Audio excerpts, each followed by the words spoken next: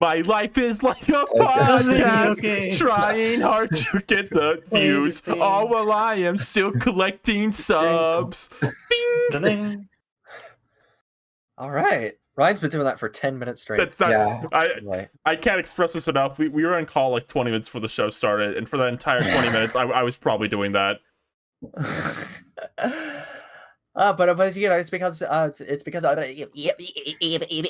we're having like, an exciting show today, right? Yeah. Right? Yeah. Yeah. I'm Ryan Ribbity. Who else is here? Also, before we start, I switched streaming service. I switched the way I stream from Streamlabs to regular OBS. So if anything seems off, it's because I kind of stitched everything back together. But anyway, who else is here? Video game. Video games are here. Hi, I'm Xander. Xander, Yeah, are you I- famous? I run Gex quotes on Tumblr, Twitter. That has a number of followers. Is it on Tumblr or Twitter? You'll figure it out. You'll find it. And I also do Okay. Feud Friday, where we watch Family Feud. It's true. Yes, I'm Xander the from Feud Friday? the real Harv head. You got a real Harv Well, head. it usually starts as that, and then it becomes Yeah, boys, and then it boys just- in the rafter. Boys in the Rafters and Old Screw Talk top tens where we all wince when Shivering Craig or whatever is like, it's so cool that at E3 they have booth babes and they'll clean your car and tell you to buy Lollipop Chainsaw. Oh. Yeah. It's just a Family Feud watch party. Yeah. To explain it to everyone like who doesn't go to those. Yeah. You started that. Yeah, You're an innovator. Yeah, I started. You started that because I wanted. I just said like we should. Yeah, we Watch were Family Feud both together getting Family one day. Feud YouTube Here's- recommendations. Yeah. So And I was like, just you know what, we should watch it. We should just watch Family Feud. And now like 2 years later, we're down like deep in the Steve Harvey rabbit hole. Now, can I ask you a question, Xander? Yes. Is this gonna be on YouTube? This is gonna be on YouTube. Oh my dear gracious. Nice Family Feud YouTube channel end card reference for all the Harv heads in the audience. Woo! Rosa, you should introduce yourself too. And video games. She is video games. These All right. video games. You know, this is Rosa's like a video game. Trying hard to beat this. I can't do this. No. So real quick before we get into the news, also, there's going to be. We usually do it every other week for Ready to Start casts, but there will be another one next week because we have a special. Will there? Is that what it's happening? Is that what it's scheduled? No, I didn't say that. Never mind. Ignore me Next then. week, Ryan, next week is Thanksgiving. I don't know. Maybe it'll be one next week. Maybe. I Ignore don't me know. then. The next time there's a Ready to Start the podcast, it'll be a special one, I guess. That's the best way to put it. Sorry, I got confused on with the things that are happening. So don't miss the next one. It's gonna be special. You'll see what it is when we get there. Anyway, let's get right into the news. So video games. Let's talk about the big new video game announcement. Multiverses. Yeah. Here we go. I'm Seep, by the way. I didn't say that. My name is Seep. We Prove didn't it. know who you were until now. No one could tell. I mean, maybe this is like someone's first episode, and they They want to think know. I'm which the one's Seep. co-host. They think I'm the regular host, and you're just here for fun. You're the guest now. What are we talking about? Multiverses. Multiverses, multiverses. I was thinking something earlier. I was thinking the Thundercat. Oh, okay. What are you talking about? What did we all think of multiverses? I like how Bugs went up to Batman like, you see, Doc, if you piss on your gloves, you can add in poison damage. Yeah, we talked about last week. We said he wasn't going to have them. We thought he wouldn't, but lo and behold, Bugs Bunny with his yellow gloves back at it. Yeah. I don't know. I think it looks pretty neat. I'd probably play it. I don't think this is going to be silly because if you don't know anything about me, I've put over 50 hours into Nicktoons All-Star Brawl already. I very much like that game, but I don't think I'm gonna get into this as much as I did that. This for me, I described it as like, this is gonna be like the Space Jam to a video games for me, and that I'm going to look on and like be amused by it constantly, though, for sure. Yeah, I mean, what's not to be amused by? We have so many great characters. What? You like cut out at the end there. Silence. What? Sheep has been silent. No. Oh shoot! I unplugged my. Hold on. You got so excited for all the great characters. No. There's gonna be so many great characters, like such as Reindog, the fluffy boomer. Let's get this one thing straight. This is Reindog's game. Everyone else is a bonus. It really is. Yeah. Honestly, This is a vessel to bring us Reindog, the greatest character. like the free version is just Reindog.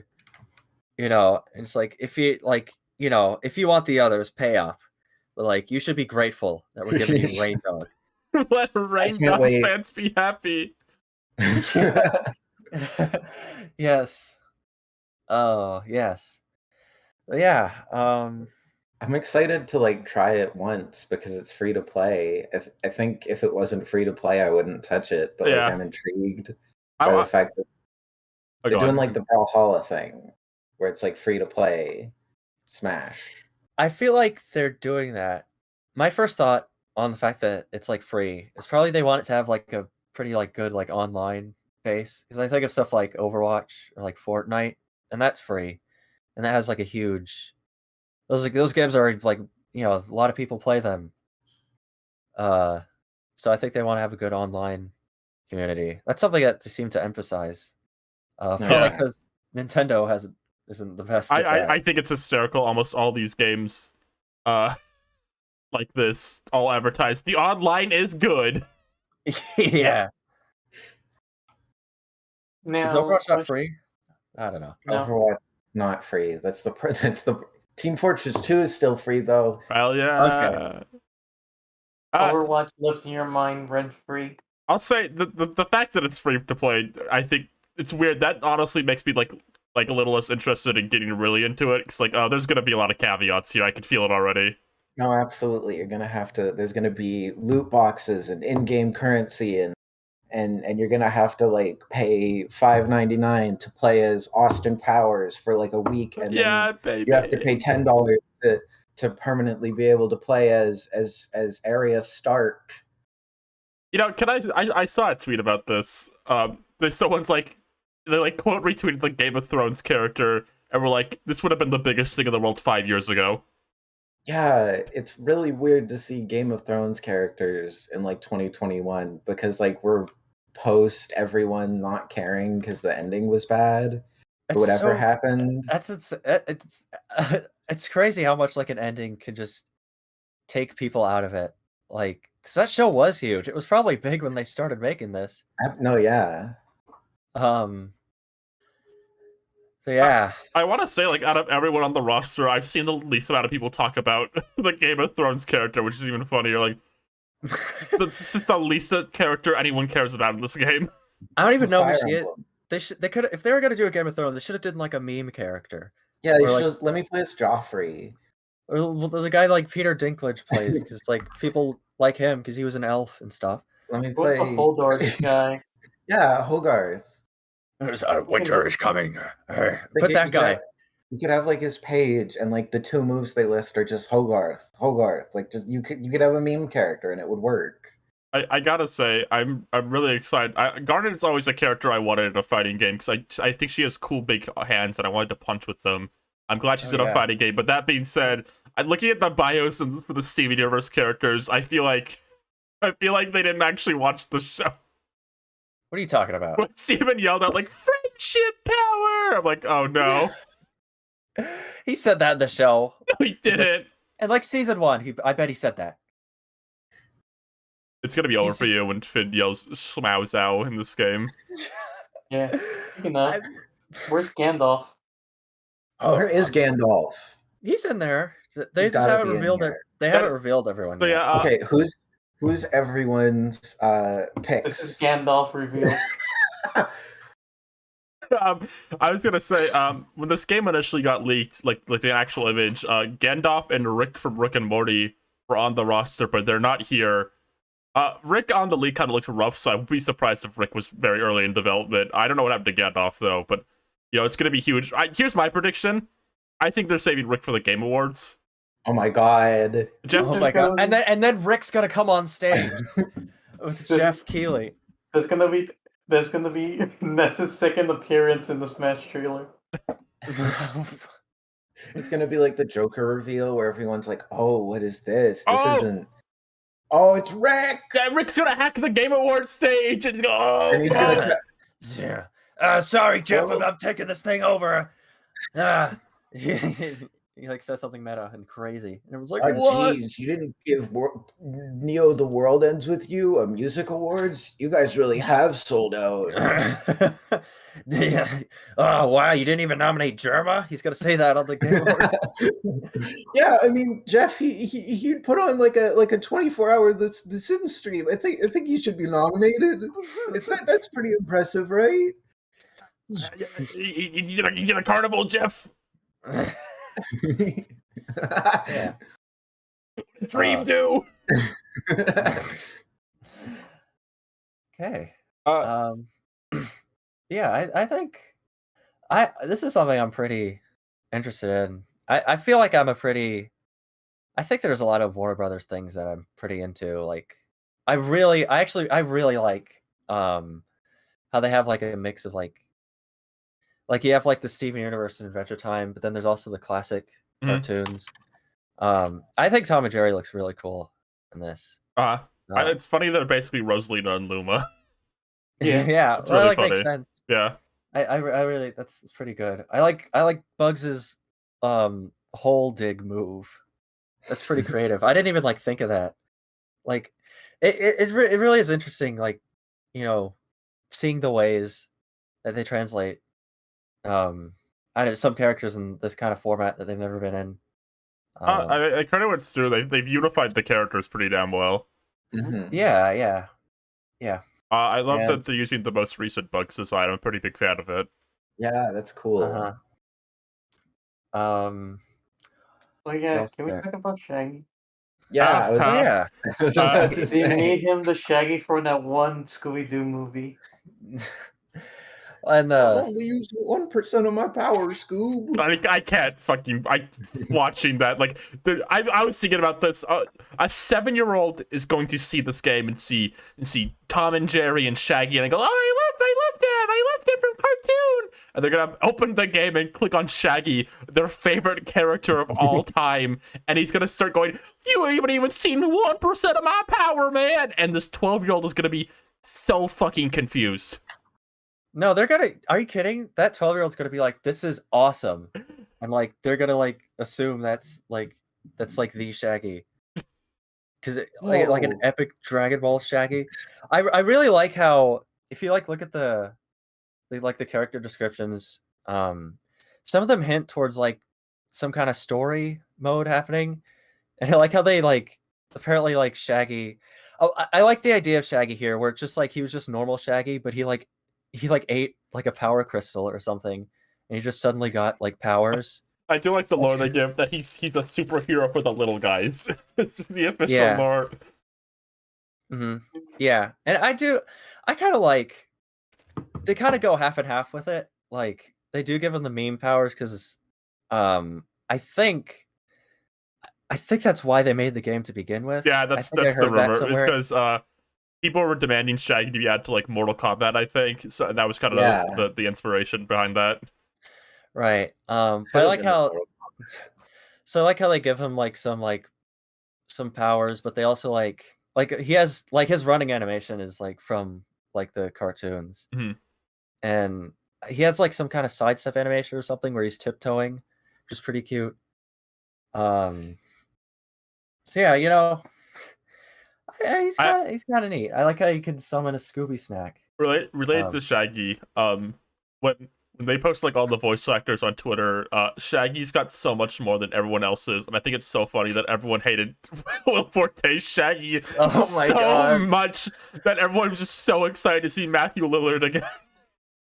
they really like on the marketing for this, like they're really emphasizing the voice actors so much, and I feel like that's a really like I feel like you don't see that a lot unless it's like celebrity voices. I think it was a really smart move. I think they realized like, oh, people do care about like Matthew Lillard as Shaggy people were getting really excited that Eric was gonna be Tom and Jerry. So yeah, that's pretty cool. You got all these great actors returning, except sorry, Steven fans. Steven, Mr. The Universe's voice actor, he's on retirement from voice acting, so he's not in this. Yeah, so they got some other jerk to do him. It's a different guy. I didn't know that. I thought it was going to be the same guy. And then he goes, friendship power. Honestly, no shade to whatever the guy. What is his name? I don't know. Whoever's voicing Steven right now. No disrespect to him. He's doing a fine job, but I think I could have done it better. What do you guys think? Do it right now. Yeah. Here's Steven. Cookie cat. What's it? Oh, need a shield? All right. Yeah. Time for my all-out attack. Yippee! Yeah. What do you think? Sounds like Bart. Sounds like Bart's Mickey voice. What do you think though? I could do that, right? We'll call you. We'll have our people call you. All right. Hi-ya! Let me do a few like ADR noises. Which voice? Taco. Taco's asking if I could do the voice. Can you do the voice? Which voice? The voice. The voice. So sad that they couldn't get Reindog the original I voice actor. was about to read that. It really made me laugh. I love how they voice by Pikachu. Oh my god! It's got the. Could that be? That could be like a lot of characters. Well, that could be Velma. It could be Velma, yeah. If they put Velma in, she'll probably be voiced by Kate Micucci. Who do you think the second? I feel like the second Scooby rep would have to be Scooby himself. It'd be weird. Yeah. It'd be weird if it was anyone but. Yeah, especially if like the game has like a 2v2 theme. I think Shaggy and Scooby would be like the most sensible team up. Do you think Shaggy would also? No. Do you think Scooby would also like have eaten like a power crystal? I hope he does. Yeah. I hope they keep it consistent. I hope Scooby is all powerful too. Do you think should they give him what is like? I don't know anything about Dragon Ball. Is there like another like comparable? Should he have like the Majin Buu cake beam or something? Yeah, sure. Okay. Rosa, you know about Dragon Ball. What form should Scooby take?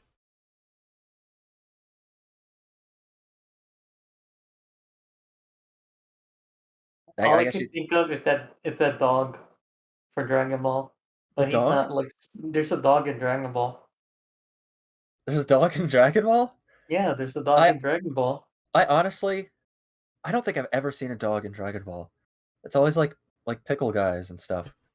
Yeah, he sent an assassin at Boo, and then the assassin went and came for Hercule and the dog. Where is Super Dog? Every time I was sick at home, I had to forcefully watch that show. You know what? They could add Crypto because they're making a new movie with The Rock. Crypto. Yeah, and Kevin Hart as Bat Dog. I think it'll be so funny if this game gets popular because the character discourse for this is going to be 5,000 times worse than Smash ever was. Like, if they had like Fred Flintstone, all the like superhero fans are going to like be like, "Why didn't they get the Flash?" Another fucking Scrimblow. Oh yeah. So yeah, there is a dog in Dragon Ball, and that dog name is B. B? Yeah. So is he a dog or is he an insect? I don't understand.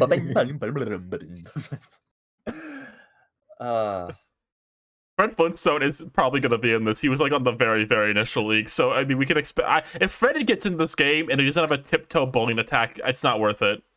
That's his dash attack. That's got to be. He rolls a bowling ball at you. Yeah. Yeah, he would... Actually, you know what? He would be pretty good.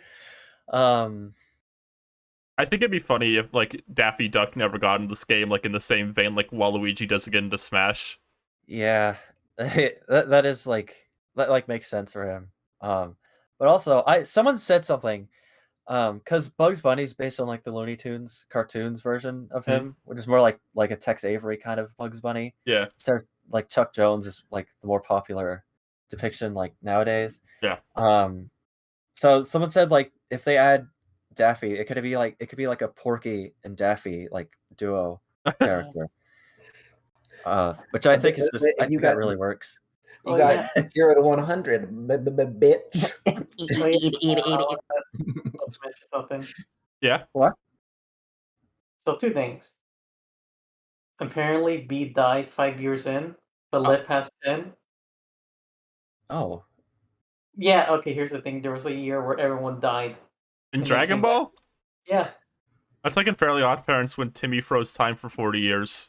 That's not. I don't. Is that compare? You just wanted to bring that up. I want to go Ultra Instinct. And there's another one. Was there a tweet first Flitz is saying I didn't want to get involved into Multiverse. I'm not a violent man. Oh yeah. I'm not a violent man. We'll put that on. Let me find it. From Miiverse. That's what you call him. That's what he calls himself in like interviews. Barney, I'm not a violent man. You know, by all means, I could do that too. Hey Fred, you gotta be in Multiverses. You got the invite right here. I think Barney should be in instead of. I think Barney's more inherently violent. Give me Bam Bam. What? Bam Bam would rule. Oh, that's true. Bam Bam main's at. And Tony Soprano. Which Bam Bam? Like the cartoon Bam Bam or the comic Bam Bam? The real life one. The live action Bam Bam. Yeah, but Dabba Dinosaurs one. Yeah. Honestly, yeah. Oh my gosh, I hope they pull some like just really. I think the equivalent of like Smash having like Rob the Robot or like Game & Watch for this would be having like live action characters from really grounded things.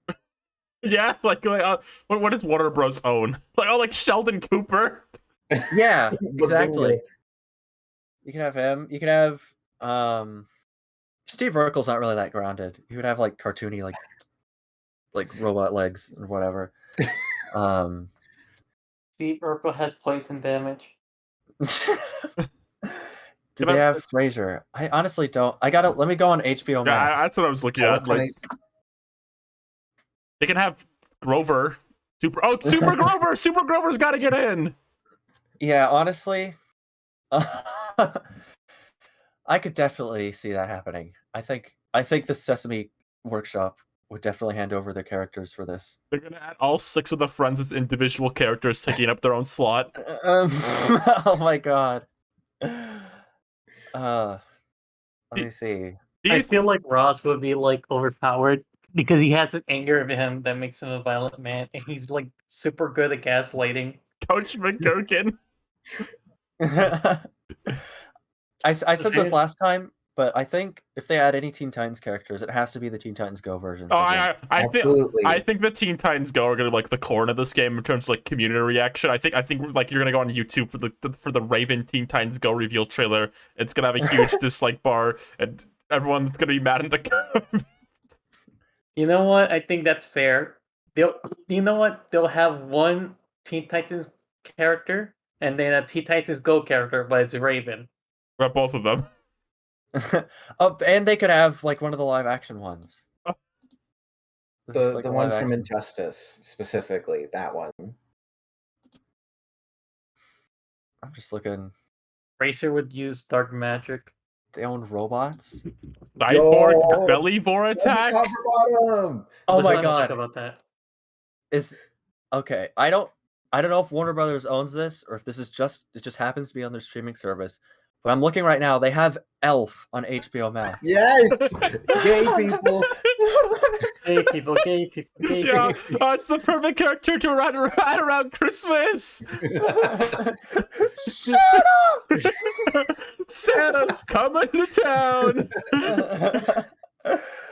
You'd be like, oh my god, you're like a reindeer and a dog, like from the North Pole. I should add Smurf from Too Many Cooks. Gay people. Oh, they could add actual human being Eric Andre to the game. Yes. Oh my god. That We would can. actually that would legitimately be like an amazing reveal. I think that would actually because that's like Adult Swim rep. Where Like, are the people- Aqua Teens? The Aqua Teens would be really good. Would I- you play as Master Shake? I think Master Shake would objectively be hilarious to see in a game like this. Yeah. And it makes Right. like paper cup noises every time he gets hit. I want Master Shake to use the same assets from the TV show and I the wanna- same like 3 animations. Oh. Also for Eric's attack, team up attack. You know how they like have like co-op attack Yeah. skills Yeah. or whatever? It's like for him, he has a gun that's one of his movesets. But each time he pulls out his gun, whenever he's in like a team battle, he'll automatically aim around to where his teammate is. And shoot his teammate? Yeah. Oh yeah. Extra damage to whoever's in the way. And then he'll like Batman? yeah, Man, they're missing out by not having Wiz and Boomstick be like the menu narrators. Oh my god. Oh, I so bad. Want I was so quite a much- death battle. I don't know what he sounds like. Wi-Fi online 1v1. And then Sorry, remember the Ruby Twitters? Yes, I love that. the I Ruby, hope the Ruby Twitter posting like Ruby like be like hi. I want Ruby in this so bad, but I also really don't want Ruby in because I think it would be really funny if they tweeted that and then don't get in the game. There's just no Oh. Ruby anything. No, they gotta add Ruby. So We she gotta can- add Ruby. So one of her and- customizable taunts can be like she brings down a She's big plate of cookies. cookies. Yeah, cookies! Oh. Now we have to brace for the inevitability that Harry Potter is going to be in this fucking game at some point, and I'm not ready to think Right. about that. Yeah. Yeah, it's just kind of a fact of We're gonna see nature. Harry Potter, and there's gonna be like 5 Harry Potter characters. Oh we're my gonna see God. we're gonna see like what's the Gandalf? What's the Gandalf from Hagrid? No, No. Dumbledore. Dumbledore? Yeah, we're gonna get Dumbledore and Gandalf, and they're gonna be like, ooh, another wizard. That's gonna be like the epic crossover. Oh my gosh. Oh, and then Yeah. they add the wizard from the Lego movie too, and then they add the how many more wizard characters are there? Ice King. Ice King. Hey, what's going on? Hey, how you doing? It's me, Ice King. How's it going? We get old Dumbledore and young Dumbledore. Yeah. Yeah, we get Gandalf the Grey and Gandalf the White. And Gandalf the Grey, and Gandalf the Blue, and Superman. Yeah. Oh, One's that Bothan and the Holy Grail's Black Knight. Austin Powers could see like Garnet unfused, and he'd be like, "Groovy, baby." Always shagging. Oh, behave. That's what he'd say. They'd unfuse and he'd be like, oh, behave. Do you think they get? No, they wouldn't. They wouldn't get Mike Myers for this. They'd They're get gonna get me. his. They're gonna get his like Shrek 4D understudy. I Do hope they own they Shrek? Don't they own? No. Does Warner Brothers own DreamWorks? No, that's Universal, I think. Yeah. Yeah, it was one of them. I know one of the big ones owns. Yeah. You don't own his understudies. We need the DreamWorks fighting game next. We need Alex the Lion. We need Shrek. We need Frog. We need Megamind. People are talking about like anime characters getting like I see JoJo a lot for this in Izuki, and I wonder if they do that. I wonder if they'd be bold enough to like use their anime rights for this Right. game. I mean, that's- JoJo would be fucking hysterical. That might be. Would that be one of those things where it's like, for like different countries, it'd have different rights? That might Oh be. my god. So that might be tricky, but it could happen. I don't know. Prince of Egypt rep for the DreamWorks game. But yeah, I think we should get the Fresh Prince. Oh my god. Yeah. Just get like Will or For all the video games. We're in the video games.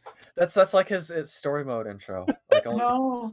all his like everything gets taken by like the nothing from Neverending Story. By the multi-dimensional thing. Yeah. Or they could add. Man, they could add. You should have Uncle Phil as like a heavyweight. He has like a rage meter. I think they're gonna add Foghorn Leghorn. He's gonna be like a King Dedede type character. Right. They I send said- like an image or GIF where like he gets up really quickly. They say he has like a step or something. He has his frame 1 get up animation. They could add Supernatural. They could have a stage. The steel could be canon here too. Yeah, you're like riding on the car in heaven, right? Yeah. Wait, doesn't the car does go to heaven, right? Yeah. The car goes to heaven, and the gay people go to. Important. That's just. Oh, yeah. I feel like the sky's the limit. Like, even considering, like, I think someone asked us earlier about like if voice actors would be like a hurdle for this. But I think with Steven, it's already proof that like if they can't get someone, you could just find like a replacement. Which I think is fine. Like, you know, if you can't get someone, that's understandable. Unless we're talking about Ice Age, which we'll get to. Yeah. That's true. Another thing about Multiverse is there's kind of hints of like a story. Like Reindog is like a completely made up character who has like world building behind him and stuff. And they talk about like, they say the main villain of the game is the Nothing, which is a character from Neverending Story. He's like a scary, yeah, it's like a scary like black cloud, and it like turns into like a wolf. It was really freaky. And so I think with all that, I hope there's like some sort of story mode, even if it's like just like text boxes. I think there's some prime material here for like character interactions. I hope they do that. I hope we get character interactions. I really do. I think because that's something that I think even Smash kind of like. I mean, Smash is like, even Nicktoons All-Star Brawl has like character text boxes in its like classic mode. Not even Smash has that. Yeah. Right. So that's something else they need to take, if they need to take advantage of. If they want to be like a competitor to Smash Brothers and like do the things that Nintendo won't do, I think that's something that a lot of people are going to be into. I hope Balance from Clarence is like a classic mode boss. Yeah. I hope this game does like have boss characters that you just squeeze in as many as you can. Yeah, we'll have a balance. There's alt costumes in this game too, and in case you were worried, Pirate Tom and Jerry are in. Just in case. Tom and Jerry, the links were real, boys. Let's go. Yo, Pirate Tom and Jerry. Yo, we've been asking if they listen. They finally did it. This is what it's all about. The fans. We want to listen to the fans. We want to give the fans what they want. Yeah. I'm pretty into that. Even if they're all going to be like $3.99 each. There's going to be one.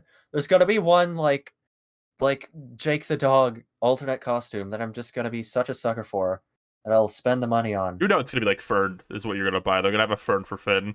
Yeah, I really hope they do that. And if they like change his voice actor too, change his voice lines, that'd be really cool. Oh, hey there. It's me. Is he? What was our character archetype that we landed on? Funny little white boy. Funny little white boy. Yeah. In shorts. Yeah, in shorts. I think Fern fits that, even though he's green.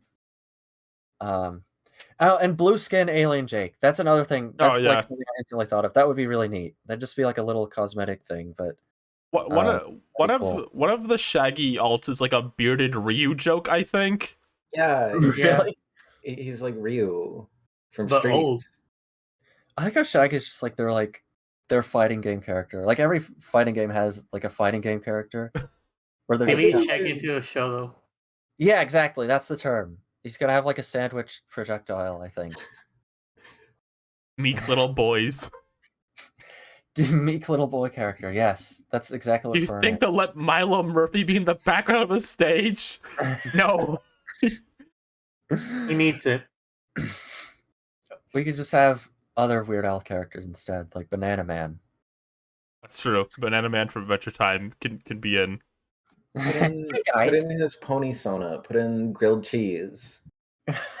Who owns My Little Pony? I don't know. Hasbro. That's Hasbro. Hasbro, right. Hasbro's their own thing. Yeah. Those are so huge. When are we going to get a Hasbro fighting game with My Little Pony, Transformers, and Littlest Pet Shop? And Littlest Pet Shop. Dan versus. No, they wouldn't put Dan versus in. They don't remember they owned that. Oh, yeah, that's fair. That's fair. Yeah. You should add in Pikachu. The Detective Pikachu specifically. No, they should add like what was his name? Tim from Detective Pikachu. Yeah. They should. Yeah, there's even like a JoJo stance.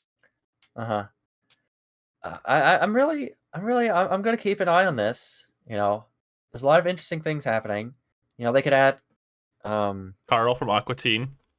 Exactly. They could add Rambo Gizmo from Gremlins 2. Oh man, if Rambo Gizmo doesn't get in, they fucked up bad. Yeah.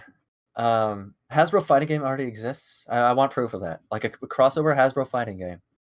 Not just like a Transformers game. I do believe when this game was initially leaked, one of the things said one of the alts for Rick was Pickle Rick, so get excited for that. Yes. That's gotta be pretty cool. I'm honest to God, legitimately, like I will say Rick and Morty really has fallen off just in a lot of ways. But I think I would be really excited at the Rick reveal. I don't know why. When he hacks, I think Rick from Rick and Morty is like falling the same place as like Peter from Family Guy has. We're just seeing him as inherently funny now. No, absolutely. You think he's getting there now? I think ever since the Fortnite thing. Yeah. Really, the Fortnite thing was really good. Yeah. Is Morty in this? Is like Morty a part of the league? Or no, they said Morty was nowhere to be found. Oh my god. One day Morty just disappeared. Oh, Rick, I was invited to Multiverses. What would be the Morty moveset? Morty doesn't have moves. Morty would never be balling. He would have like... I can't think of anything. You're right. What moves does Morty have? They put him in Fortnite, right? He just had like the aliens. Just had a gun. If you're in Fortnite, you just get a gun.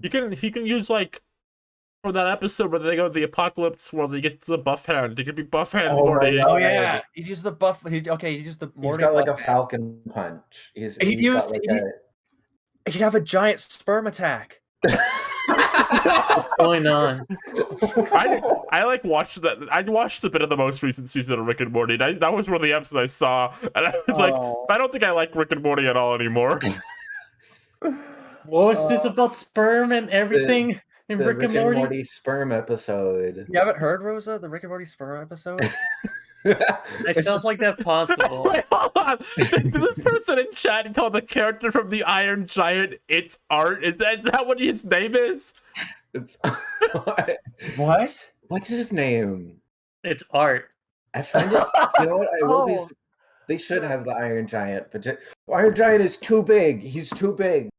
Iron Giant is too big for. They're referring to Dean. Dean from the Iron Giant called him It's Art. That's his name. You could do something with the kid from Iron Giant because he like had like a BB gun at least. That's like enough to base a moveset off. Is it? For Hogarth Hughes. I have a BB gun and I'm friends with the Iron Giant who's slightly off screen. When I use my up B, the screen shakes a bit to let you know he's watching.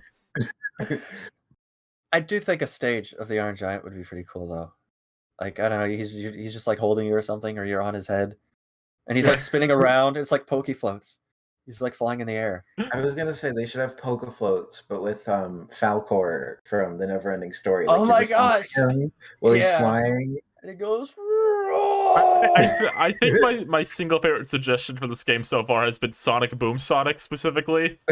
I think that would be fun if they had a funny like guest character that's not like a third party rep. Uh, And then he can say, "One ring to rule them all. Rings." bounce pad. Or they'd have to use like one of the original like TV show characters, like Comedy Chimp. Oh, Comedy Chimp would be hype. Comedy Chimp? Comedy Chimp from Sonic Boom. Oh yeah, I love him. Yeah, he's a divorced character. You like Yeah, those? Rosa, you love characters who are divorced. Comedy Chimp's divorce? Yeah. Rosa's Finally. like, is that her like entire thought process this character is going through her mind, like divorce? Dude, who owns? That's like why? Okay, no, that's why I was thinking of other like licensed cartoons like Deke, but that's Wild Brain. Specifically, the Super Mario Super. Pasta Power. Jack Black from Neverending Story 3. He was in Neverending Story 3. Played a bully. He's just kind of there. Honestly, they could get Sonic. Someone pointed this out. This is a good point. Sega will just give the rights to use Sonic in anything. That's so true. Sonic has been in everything ever recently. Like, if there's a thing that exists, Sonic will be in Fortnite eventually. Like, he will be. Absolutely. He is Fortnite. He was in Nijala along with Miku. He was? Yeah. Yeah. Sonic and Miku were in Nijala. Oh my gosh. He was in like 5 Point Hospital or whatever. They'll rent Sonic out to anyone who asks nicely. For $5.99. Sonic, they were like, but not just like any Sonic, but like a mascot version of Sonic. Do you think it costs more for Nintendo to use Pikachu in Smash than it does for them to use Sonic? Oh my, probably. They go out to Sega and they're like, just use them. Just use them, please. Sonic in this. But you go up to Game Freak and it's like, I don't know. You go up to the Pokemon Company International and you're like, all right, here's Pikachu's ult we decided on. And look at the green one. You tinted his screen a bit too green. Supposed to be this hue of yellow. What is this? I just watched the trailer for the new Smash Brothers, and I saw Pikachu taking damage.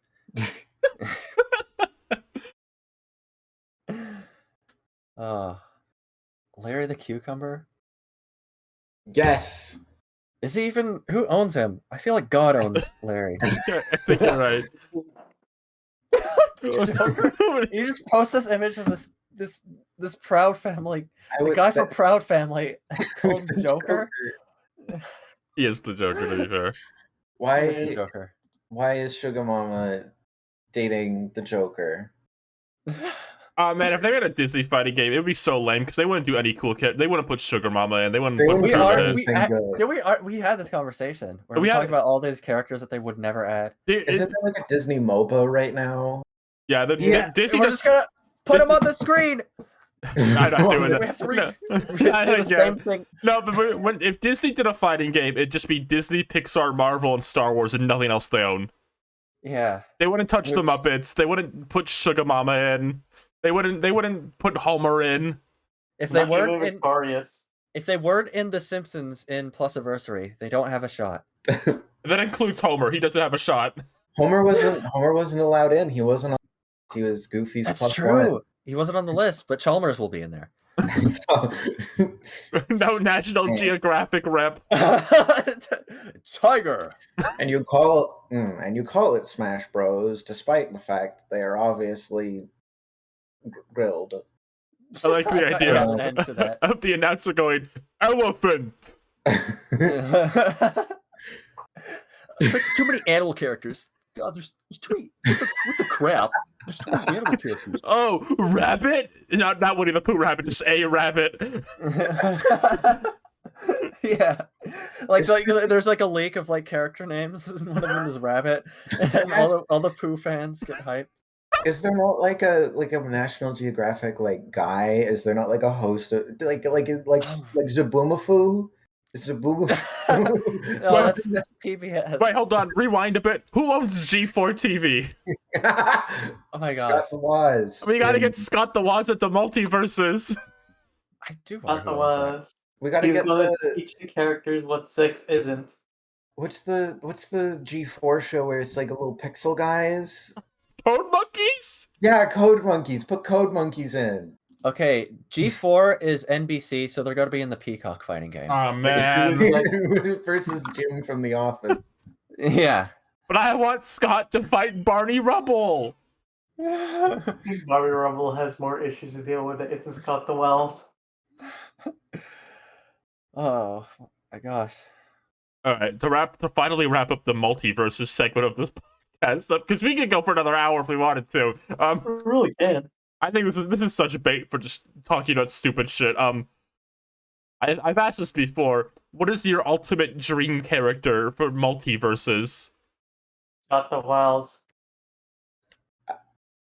My joke answer is Austin Powers, but I think if you want like a character I think would be cool, I think Mad Max maybe. I don't know. That seems like a fun character.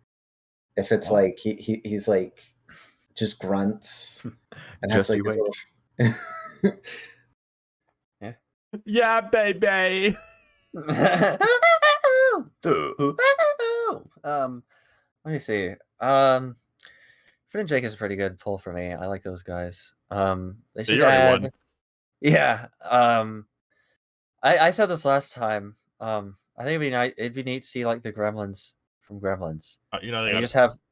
There'd be so many like $5.99 Gremlin alt skins. Like you could be Vegetable Gremlin. You could be Brain Gremlin. I mean, the possibilities are endless. Can you be like the girl Gremlin? Yeah, of course. Yeah. With her Monster High doll. Yes. Last week I would have said Garnet, but now Garnet's in, so I got what I wanted. Now the end goal is just to add stupid things. Like I want like the Aqua Teens in, and I want like Uncle Grandpa in, and I want like just Eric Andre in. I just want stupid shit in now. I got what I wanted. Like it was like an actual character. Smallfoot. Smallfoot. Yeah. It's kind of refreshing, like having like new Smash-esque games. I feel like I'm relieved of a lot of the pressure that comes with like, speculation of characters. Because I feel like when it's a new idea, there's less, like people feel less like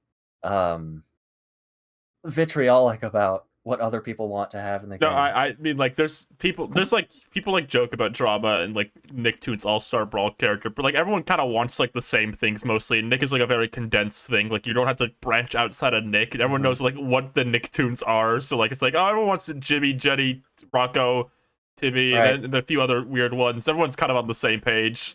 And I think also it's just the idea is just so the idea is so new that people are just happy to have it at all, even if Frodo Baggins isn't playable, and he's just in the background of the Lord of the Rings stage. I was surprised they got 2 Steven Universe characters in. I saw barely anyone like crying over it. I thought that'd be total bait for just weird guy on Twitter to like throw a fit. Yeah. Oh, by the way.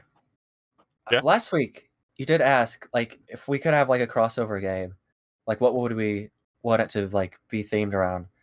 I couldn't think of anything, but I remembered, like, when I was, like, a kid, I wanted, like, specifically, like, a horror movie-based, like, fighting game. Just, like, across different, like, studios and whatever. So I guess Dead by Daylight is kind of like that. I was about to say, yeah. Like, I was going to say Dead by Daylight, but good. Yeah, you could have like Michael Myers and Chunky. Yeah. And Pyramid Head. And Nemesis. All right. So there was a bunch of Disney Plus announcements. We're all good skipping all the Marvel and Star Wars stuff, right? We can just talk about the cartoons. Oh, I wanted to talk about Mandalorian Season 4. I want to talk about the SpiderMan Go Home deepfake. Hello, Peter. SpiderMan. SpiderMan. That's what I love that the deepfake is in like a fake theater. Like I love the idea that like this is some kind of early screening and everyone's just clapping because Tobey Maguire is there. Yeah, I love how unnatural the clapping is. It's just not even they just slowly start clapping like they're unsure. I love that like both Spider-Men are just looking straight forward. Yeah, They It's don't like a even look. YouTube sketch. Was that Rosa? They don't feel like they're. They feel like they're the same person, trying to They be someone else. are. They're both Peter Parker. Hello, Peter. It's just a guy in front of his channel, awesome green screen, like CGI faces on himself. This is a Doug Walker bit. If you don't know what we're talking about, you gotta look up. It's called like I don't know what it's called. It's just called Just look up just like a- Spider-Man deepfake on Twitter and you'll find it probably. yeah, it's really funny. It's like Tobey Maguire. It's like Spider-Man. yeah. Spider-Man. I'm calling it now. Toby and Garfield are absolutely going to be in that movie, and they'll be in the last 10 minutes, and that's it. Yeah, I mean, That's what I don't want. That's like the opposite of what I want. what do you want? I want Tobey Maguire. I want this to be the unofficial Spider-Man 4. I want Tobey Maguire to show up. I want him to do, I don't know, Tobey Maguire things. Mm-hmm. Honestly, they don't even need to be in the movie that much. It seems pretty packed as is. That's why I think they haven't revealed them, because they're not even. I doubt they're gonna be in. Oh, I doubt they'll be in it like at all. Yeah, the MCU is so weird, right? I have not watched an MCU movie since the Thing in this movie. I don't think. I feel like the general vibe I get is like it's impossible to keep up with this thing now. There's too much of it going on at once. There's nobody watched the Eternals. Yeah, I think the only reason this one is popular is people like Spider-Man. But I think generally, like the MCU interest is kind of coming to a lull because they kind of ended it. Like I think people are happy with, like, Endgame, so they're just like, all right, that's enough. Spider-Man is such its own thing compared to like most of the MCU. Like I know people who like Spider-Man but don't care about the MCU. Spider-Man tends to like send its own. I feel like. Yeah, you see Spider-Man. It's that iconic red suit. You know. Please. This is probably like the only thing more related I'm interested in looking into.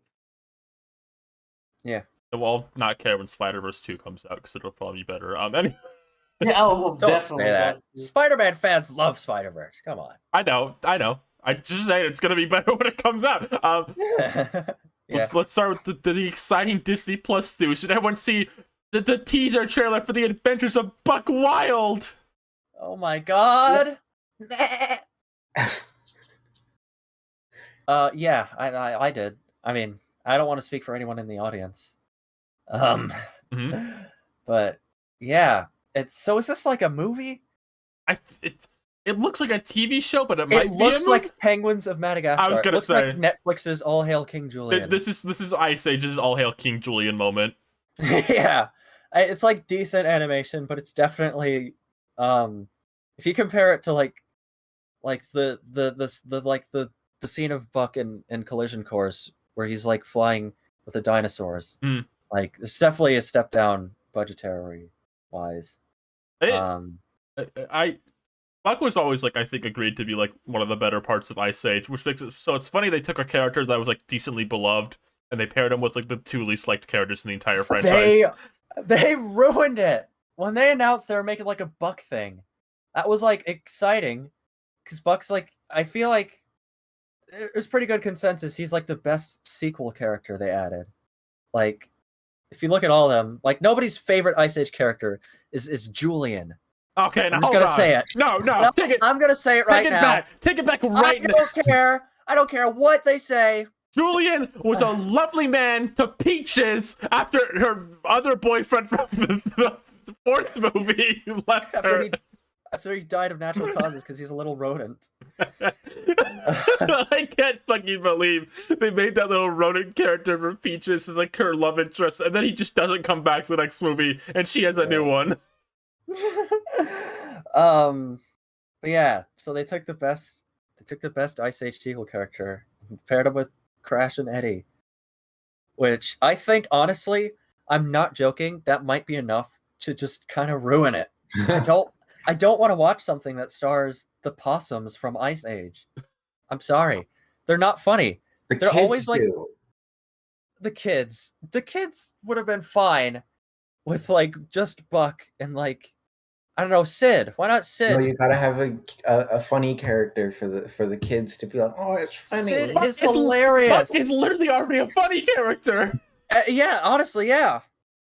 So I don't think I've ever liked the Possums. Even like when I was a kid, they always felt like the characters that were trying like the hardest to be funny, and so I feel like it makes them fall flat because it just kind of makes them feel obnoxious. But yeah, Ice Age is really back. And another thing about it, John Leguizamo isn't voicing Sid in this. No. Okay, never mind. I don't give a shit anymore. Where's the pest? Where's the best?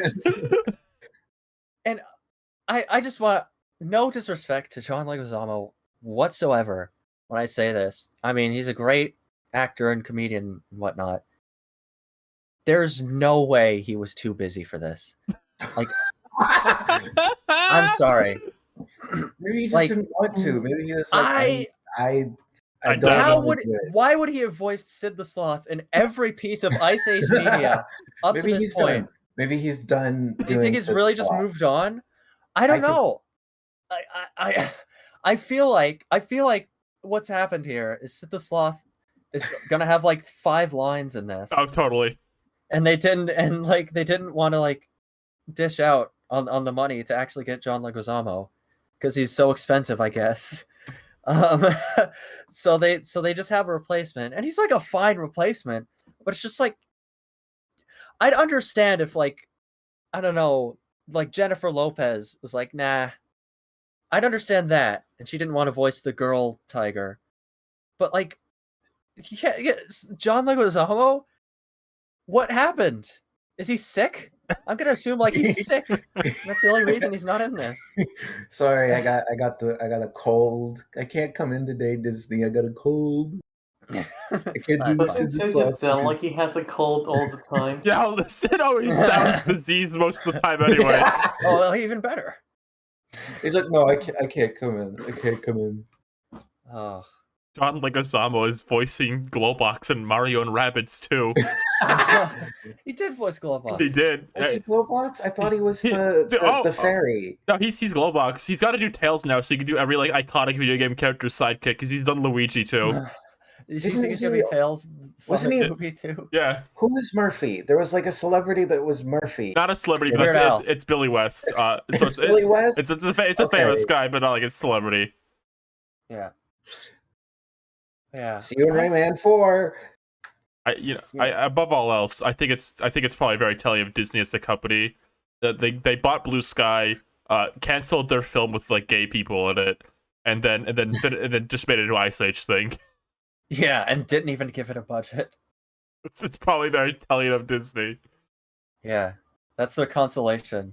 Like, sorry we shut down Blue Sky. Here's your like Netflix's Boss Baby back in business movie. I honestly don't have much else to say about it. I think I'm done with it too. What else can you say? Rosa, do you have any big words to say about Ice Age? I'm glad they reunited Drake and Josh just for this special.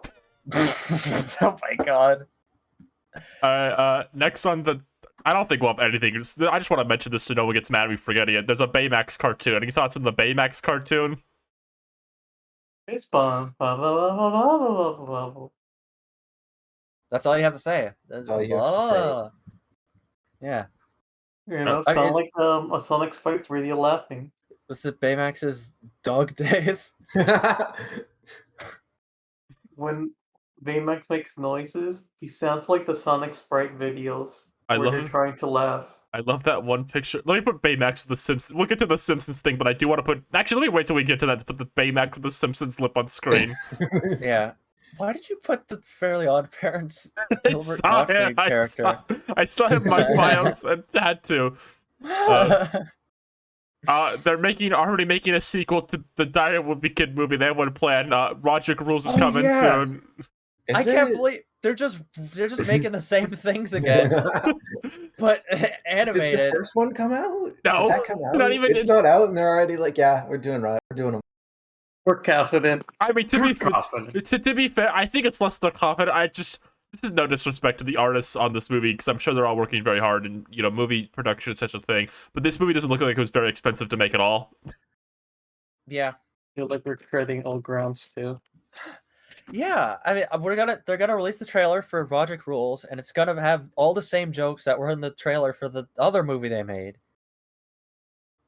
Yeah, it's just weird. I don't just there's like 11, there's like 13, 15 Diary of a Wimpy Kid books. There's like 20 now. There's like a lot. There's a lot. It's like all the guy does now. Yeah.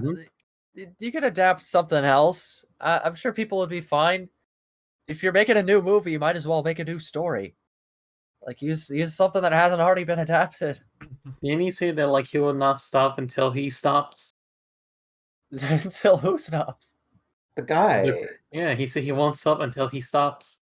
Oh yeah. There are 16 Diary of a Wimpy Kid books, and the most recent one came out last month. Was that one The Big Shot? The Big Shot. Yeah. Now it's his chance.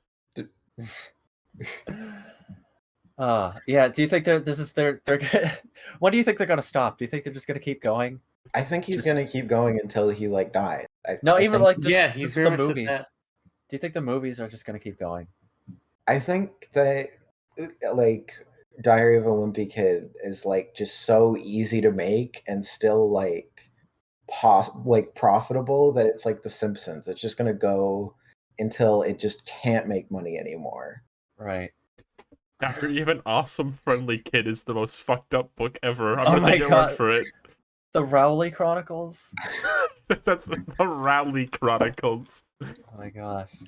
Any other words on Diary of a Wimpy Kid? Project Rules coming soon.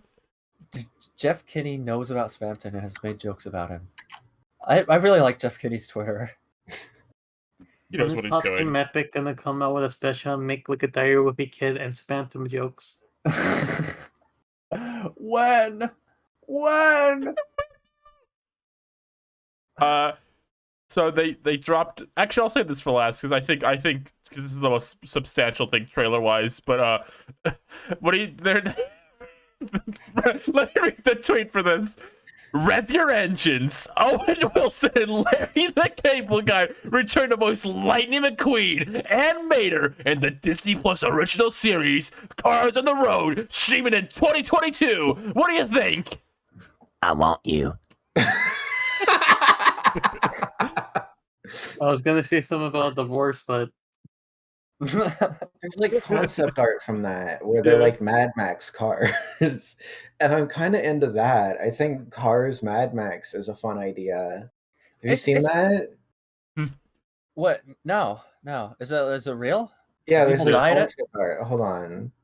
I have it right here. I was scrolling down. Let me link it in the voice chat. I think, speaking of this show, I think it's interesting how like cartoon shows based on Disney movies now are like kind of getting higher profile. It's like, remember the days of like Mater's Tall Tales where they didn't get Owen Wilson, but now like he's back on board. And when you watch Monsters at Work and you look at Tyler and his beautiful white man monster face, you can see Tyler from that show is so. I can't believe they made such a white looking monster character, but. Oh my I gosh, can't believe they got Billy Crystal and John Goodman for Monsters at Work. I feel like they used all their Billy Crystal and John Goodman budget like the first half of the show. I think by the second half, Mike and Sully just stopped being like in like major roles and plots. This Cars is funny, just because every time I see Cars and I see the like 2D sketches of like the Cars characters, I just think about how like they just kept making them, and like John Lasseter would like talk about how much he loves Cars, and I just no one ever understood that passion, and they're still doing it even after he got kicked out of Pixar. They're still making Cars things. I have to imagine now it's just Disney because I imagine Cars sells a lot of toys. That's right. Cars make a lot of money. and they're like Hot Wheels. Yeah. Faces. It really is just. It's just a Hot Wheel. I feel like it might be like one of the weirdest Pixar franchises. Absolutely. Most of their things, like even when they do like sequels and stuff, a lot of their things don't really feel very overtly like commercial. Yeah. I feel, but except for Cars, where it just seems like this is This is like a cartoon you would make to sell toys. One of the concept art pictures shows a giant robot dinosaur car, and we are going to see this thing on store shelves like a year from now. Yeah. With the Neanderthal mater. Oh, that's right. They got like big foreheads. Mad Max Mater Funko Pop. We're gonna have that. We're gonna have Mad Max Mater Funko Pop. This whole show just feels like it exists to give like they have like the Mater and Lightning molds already. Like we can add on to them, make new toys. Yeah, the show. I bet the show started out because this concept art. There's like various designs for all the Cars characters and worlds. I bet it started out where just draw a bunch of Cars things that we can make into toys and see what we can like frame a show around. That's how they got like Mater's tall tales or what. That's like that show's concept. It's just put Mater in situations we can make toys out of. Of course, you were there too. Mater, what's Shrek doing on a cruise ship? Looks like he's having fun. All Why right. is my Mater voice like him dying? You look like you could kill an ox. Yeah, he is. Mater's gonna I'm running die. out of gas. You're invincible. Oh, UFO Kirby enemy. I hate Mater. I hate UFO Mater. He's gonna bite. What do you mean? He looks like that shot of Radical Edward in the new Cowboy Bebop show. Oh god. I love the teeth. I think the teeth are such a scary but perfect detail on my the God. UFO. That's prunes from Precure. He's gonna bite you. He's gonna bite you. I want to see Fruits and Precure like just take a big bite of something. I love player 2 assist mode Mater.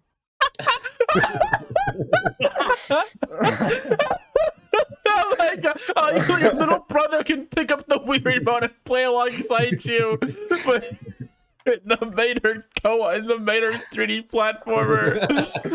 I don't want to take credit for that joke. I'm pretty sure I've seen that somewhere, but that's just a perfect way to describe this. It's such a like a player 2 Luma design.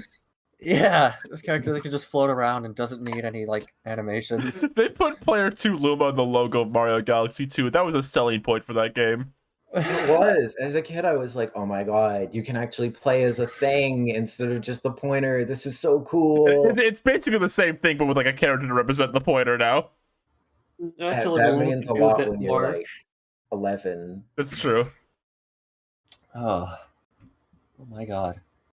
All right, any words on Cars on the Road or whatever it's called? I already forgot. Just move on. I feel like it's another one no one here will care about that much. There's the Zootopia cartoon coming. Any thoughts on that? A cab.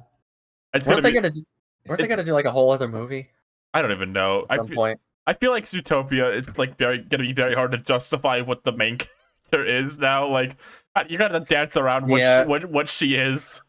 I feel like They're gonna public perception of it is kind of waned over time. No, I think as you know, real life events have happened. I think the events of Zootopia as a property, especially for like older people, has got a little more. Yeah. I think a TV show makes sense because then you can still get like the audience and just do like other stuff in the universe. Because like the Zootopia universe is kind of interesting. Well, yeah. From what we can gather, it looks like it is going to focus on pretty much everyone but the main characters. So I wonder if they knew. Is it gonna be like a Jellystone type? Like it's a show about a town. Yeah, I think so. Yeah, that could be neat because I think there is some neat like world building things they do. I like how it seems like there's a very like thought out anthropomorphic world they designed. So that could be interesting to see. Yeah, I guess that's all I could really say about that. There's only 2 more Disney Plus cartoons left to talk about. One of them is there is a Princess and the Frog cartoon coming out. That's fun. Yeah. I like the thing about Princess and the Frog is it's a bit messy in a lot of places, but Tiana the character is really good, so I'm glad she's getting a thing where she's not going to be a frog the entire time. I hope we get slave plantation profiteer princess too. Oh my No. not wrong. Not wrong. Oh, it's gonna be 2D. That's nice. They don't, there hasn't been like a 2D Disney movie for them to make a 2D thing of in a while. That's true. Any other thoughts on the show, or should we just move to the last one? What else is there? Well, the last one is Proud Family. That's like the last big one. Oh, Yeah.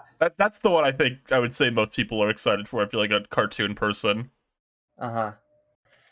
Yeah.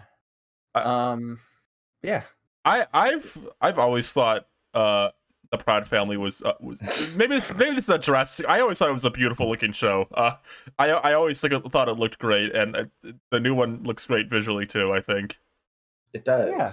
It's Mhm. cool. I think it's nice to see like the animation get like, upgrade, but it's not like totally different. Right. Yeah, time for a little upgrade, Doc. We could have gotten the Proud Family poodle with hair textures. Why didn't we get that? But yeah, no, I like how it seems it has like the original style of the show intact, but it's just sort of upped visually in ways to make it a little more HD. Mhm. Yeah, I honestly have not watched a lot of that show. Have you I was seen more- Have you seen the movie though? That's what matters the most. I actually haven't. I know like Oh things my about it. It's like the God. little peanut people. Yeah, the peanuts. Yeah, that show was like crazier than I think. I've probably seen like 2 episodes, I think. But like one of them, like in the Halloween episode, there's just like a ghost and like Penny turns into a superhero. It's like is this show like crazy like that?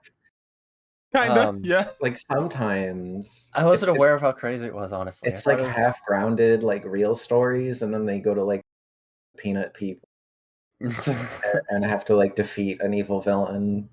Right. Yeah. I don't know, it looks.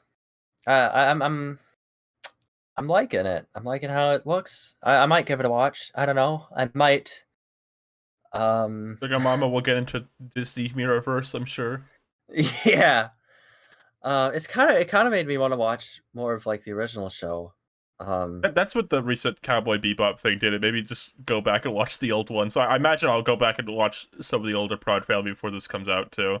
It's on Disney Right. Plus. Yeah, it's all like Disney Plus. Mhm. But yeah, it's pretty cool. Looking forward to it. I'm interested in it. I loved good time. Yeah.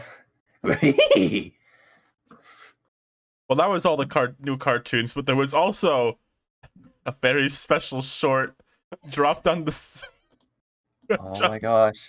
dropped on the same day, where Homer Simpson goes to Moe's bar for Disney Plus Day, and meets all the Disney characters, and Lisa sings a song about the streaming service. A Disney princess song about how awesome it is. Those There's no all- Muppets in it, right? There's There are no Muppets. No. Muppets in it. Don't worry. Disney doesn't know they own them. The shorts this is like the is this like the third one they did? The second one? I think they did here's the thing. It's weird to define because the Maggie one they did was the first one, but that's like an actual short, like with like a story. The other the other two they did, this one and the Loki one, I described as things they would show at Comic-Con. Yeah, exactly. That's a really good way to put them. These are like Comic-Con. Maybe that's I don't know, because there wasn't really. It's just weird to put them on like billing them as like streaming Disney Plus exclusive, like shorts, but they're not really that. They're all shorter than like a Treehouse of Horror segment. Yeah. So there's Yeah. barely enough time to do anything. It's like 3 minutes of like just the Simpsons being next to like a Disney character. Like there's not even like a story. It's just kind of like, oh, it's Loki. Actually, Yeah. here's the story. After the death of Mort Simpson in the Dark Homer universe, Homer tries to find love again. And that love is good. That Rose is bringing on something. This short has a weird, odd sexual tension between Goofy and Homer. It does. Yeah. Like, he said Goofy was a downer, but really Homer wants Goofy to go down on him. Man, I just it's weird. These are things you would make to like be commercials. Mm-hmm. Like this is like Super Bowl ad level things where it's like kind of neat, but it's like just clearly a commercial. It's just a really weird thing. Like I don't know. It's just hard for me to see like what the idea behind it was. It must be weird, like for the people behind The Simpsons. Basically just getting contracted to make commercials.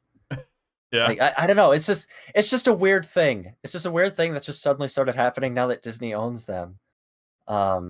They very clearly recorded this only 4 voice actors in the booth at the time. It's like Homer's voice actor, Hank Azaria, and then Lisa and Bart's voice actors were like the only ones they got in to record this. Yeah, they didn't even get like the only thing that separates this from like a typical like Simpsons parody, aside from the fact that they're just like directly advertising Disney Plus, is that they get to use like accurate Disney designs. Like it's not like usually in shows like when you have parodies, you like make the design a little bit different, just like differentiate it. But here they use all the Disney characters are pretty heavily like as you can see here with Sol and Olaf. That's his name. They're literally like traced 3D renders of the characters. Dad, it's Sol. Yeah, like Xander posted this image of like you could put this up maybe A horrible Thanos. Yeah, they have like fake Avengers. Yeah, I forgot what it was called. It was like Bart learns the spoiler and he gets to tell everyone. Everyone's like, oh no, don't spoil Endgame. Right. Like in the actual show, like they'll like still do like their parody thing. The Vindicators. That's the same name. I think it's the same name. Yeah, it's from Rick and Morty. That's literally the Rick and Morty one. Looks like we did it first, Morty. Yeah, I don't know. It's just weird. I mean, I guess if there's any silver lining, I don't think like Disney's really interfered with the actual show. Mm-hmm. Because I've actually just incidentally seen every episode of the latest season, which I don't often do. I just happen to have done that. And the show is like they don't like inject adverts into the show, but it seems like there's like a weird like trade-off now. It's like, oh, you can make fun of Disney still, but like you have to like make a weird like commercial for us every like 3 months. Yeah. You gotta show Ahsoka Tano putting like a toddler Boba Fett in kryptonite to put her to bed for a nap. You gotta do that. Yes. Dad, it's Coco. Dad, it's Loki, voiced by Tom Hiddleston. That's yeah.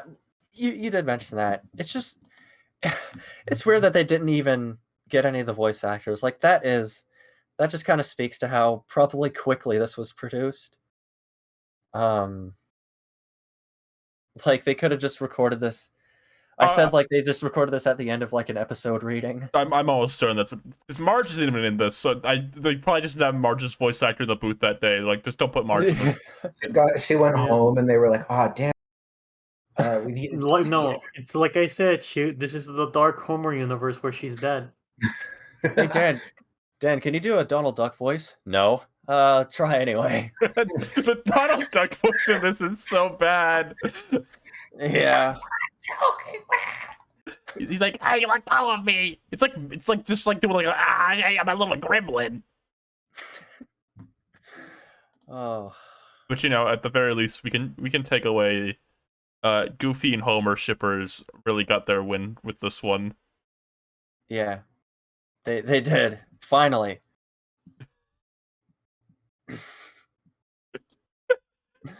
Any final thoughts of the Simpsons Plusiversary? Not really, because it's not anything. Yeah. It's nothing. What do you think the next one they're gonna do is? They're gonna do Spider-Man. They're gonna have like No, they're they gonna can't do have, Spider-Man though. they can't do that's like- Spider-Man. Well, that's Sony. I don't think Sony would Oh want them to do right, that. I meant like I guess I can't- I guess Star Wars is the only one they haven't done yet. No, they did that do was with Star Maggie. Wars. Oh, That was they the one with did. Maggie. They did. Well, they can't do Muppets because they don't give a shit about that. Right. Yeah, Muppets is like the only other like thing they could do where it's like They'll just do Marvel again. Yeah, Just have the Simpsons meet Eternals. everyone's gonna love that. You're gonna Yay. do like Simpsonverse. They already did they, that. That they, was did, just- they did Homer verse. Yeah. Already met Princess Homer and Huckleberry Homer. An That was pretty 8-bit funny. Homer. Code Monkey's 8-bit Homer. Anime Homer. Great job. Kingdom Hearts, Homer. Oh, that's what they can do. Homer can meet No, they wouldn't do that, actually. Oh. That- Hate Sora. Homer, I think I would literally love to see a Simpsons Kingdom Hearts because I want to see Sora with the overbite, and I want to see them try to make Goofy and like Donald work as Simpsons characters. I mean, They kind of did that. The Yes, right? darkness.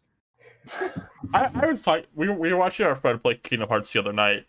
I was thinking about this. I'd love to hear like Homer, Dan Castellaneta, like saying his Homer voice. Like, there's a very specific way characters speak in Kingdom Hearts. I don't know how to explain it, but they all speak in a very even like Goofy, because Goofy and like a Goofy movie sounds so different from Goofy in Kingdom Hearts. Like the way like he like delivers his line. I'd love to hear Homer deliver his lines like that. Uh-huh. And be like, I think the daughter of darkness. You're not making any sense. Marge, my heart's full of darkness.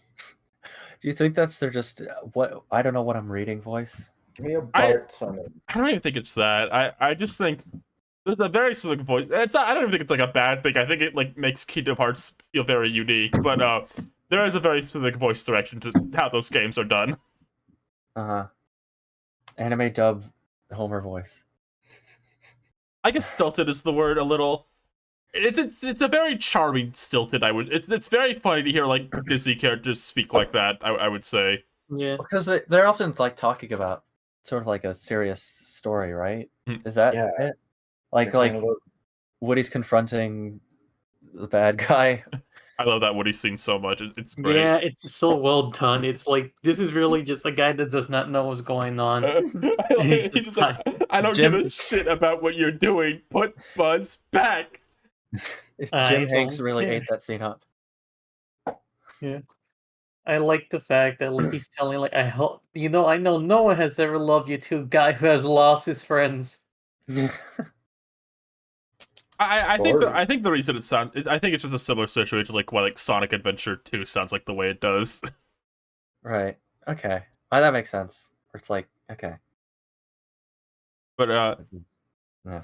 you know, if they did a Kingdom Hearts Simpsons world, would you team up with Bart or Homer? Which one? I think it'd be Bart and Lisa would be like who you go with, and then Homer gets like taken over by the darkness. That's my take. Homer's like the Dark final Homer. boss of the area, and Yeah. he's like fucked up. I think he would drive around in a car across Springfield in sort of like an open world-esque map. Okay, hold on. No, there's no cars. There's no cars in my open world Simpsons concepts. I've told Well, how you you this- I've told you what- this what's once. Told you before. Did you say that? Yeah, when we were talking about the open world Simpsons game that one time, I got really mad because you suggested there'd be cars in it. Why? I don't know, I was really dedicated to like it being a Breath of the Wild game where Homer climbs buildings. What would the fast travel be? Otto on his bus. Yeah, hey dudes. Yeah, Otto's my favorite Simpsons character because they ran out of ideas for him like in season 2, and he's still around though. Whoa, dude. I'm tripping out on drugs. oh, my name's Otto. I like to get mulatto. It's just funny because I watch like I would say I'm a decently sized Simpsons fan. And I watch all I watch all the real Jims when he uploads, so I know all of the Yeah. Simpsons lore. It's very funny because Otto's like prevalent for like the first 2 seasons, and then like just like, what do we do with this guy? Yeah. Reed. This freaking sucker. Get him out of here. I do really like. I think the scene in the Simpsons movie where it just shows using a bong. I think like that's funny, like actually showing it, because it's always just implied. I think having a scene where he's just like, yeah, it's the end of Springfield. Well, that was Otto's Bart's penis moment. Everyone had a Bart's penis moment, kind of like when they did. Everyone had a Bart's like when penis Marge moment. said a swear word. Marge said, "God damn." Yeah, and I was like, whoa. and then Flanders is like, I wish you didn't have the devil's curly red hair. Homer showed compassion for his family. The Simpsons movie is really interesting because if you know anything about that movie, it had a real wild development because Simpsons is like the most popular cartoon ever probably, and like when you're making a thing called the movie, I imagine like the pressure was like probably super fucking on for them. Yeah, no, they like went out of their way to get like old writers back. They were like to get the team back together for the Simpsons movie. Simpsons first movie. Movie sequel. Sequel? What is that from? Is that from anything, or is it just like we made up? No, that was from there. During like the credit scene, they're like, "Oh my god, Maggie's gonna say her first word," and she's like, "Sequel," and they'll leave. They just ignore it. Yeah, it's pretty funny. Can't wait till they do the American Dad movie. What about the Bob's Burgers movie? That's literally. Oh, I bet the pressure's on for them. This is the Bob's pressure Burgers cooker is on for Bob's Burgers. When is that trailer gonna come out? Never. It's gonna be like Static Shock, where like we don't hear any static cling. we don't hear anything about it. Then it's gonna be. And then it's just out. It's just like whatever. Here it is. Here it is. It gets added to the LGBT section, and everyone thinks it's an error. Didn't they do that with the Hey Arnold movie too? Like they announced it, and then like there was nothing for like 4 years, and then it was just hit. I think Arnold had the smoothest announcement to release. It was Zim and Rocco because Arnold didn't do very good, like ratings wise, like not just like 10 out of 10 quality, more like just like viewership. Because nobody on Nickelodeon who watched Nickelodeon at the time knew who Arnold was, and that became a problem because they had no idea where to put Zim and Rocco, because like no kid was gonna care about Zim or Rocco now. So like it took forever to get contracts sorted out. That's why they took so long. Yeah. It all worked out. It all worked out. Now, speaking of, let's bring up another movie. What movie? What? We didn't mention this in the earlier podcast because they were too busy. Apparently, there was like a Gumball movie in the development.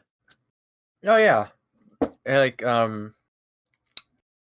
announced like a synopsis for it like a couple months back. Yeah, alongside like it's gonna be like a new Gumball like TV show. I can't wait for Gumball Shadow Side. Yeah, Almost gonna say, damn. But yeah, I feel like we've talked about just like the movie and concept before. It's like I think they announced they were working on it like sometime earlier this year. There's always talks about it, but yeah, it's officially happening now. I forgot what the exact synopsis was. It says something like, I think it's like a kid from like the real world like teams up with Gumball or something. I think that's what it was. That's like the plot of that one Sonic movie they pitched that didn't make. Yeah. But who, like someone else or Ken Penders? It was one of the there was like 4 different Sonic movie pitches back in the day. Ken Penders did one of them. Not the one I'm thinking of though. I'm thinking of the one where like the kid scientist dad brings Sonic from Sonic Extreme unreleased into the real world. I thought that was the Ken Penders one. No, the one with Armageddon where like the world blows up. Yeah. Ken Penders is melodramatic, but not like 90s goofy. Yeah, that's why Ken Penders does nothing anymore. Yeah. Nothing. Rent out Scrooge the Hedgehog to white supremacists, but yeah, I don't know. I've said like I'm interested to see about it because I think Gumball's good at like, for like a comedy show, it's like really good at, I think, action and like having like tense scenes. So I think seeing them do like a movie would be pretty interesting. And yeah, the show ended on like a cliffhanger. So it's good that that's getting resolved. Are they gonna kill Darwin again? Again? Yeah. What did they Did kill? Gumball end on a cliffhanger though? I didn't hear about. Yeah, in the last episode, there's like kind of a recurring villain they added like halfway through the show. He like tries to like warn them of something happening, and then it's like they don't listen to him, and then like at the very end, like the world starts falling apart. He falls into static, and then it ends there. Yeah. Cut to Pibby. Yeah, pretty much. Pibby's a pretty similar concept to that. But yeah, someone posted a synopsis. Gumball's biggest fan finds the show's missing episode and accidentally opens a portal connecting his world to the cartoon world.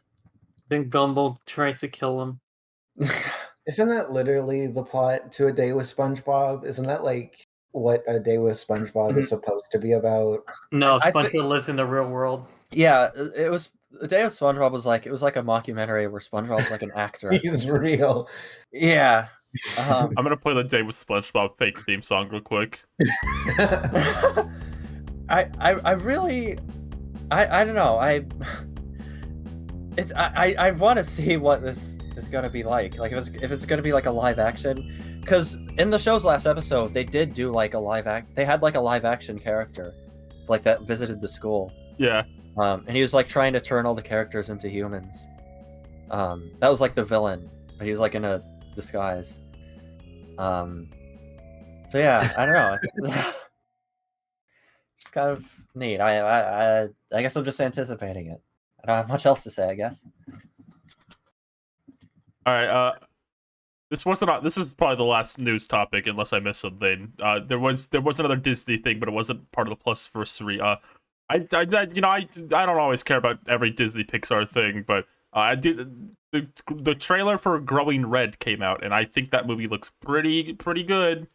It does. Yeah, yeah. I really like the art style of this and Luca. Yeah, this is really good. Like, stylized, future of animation.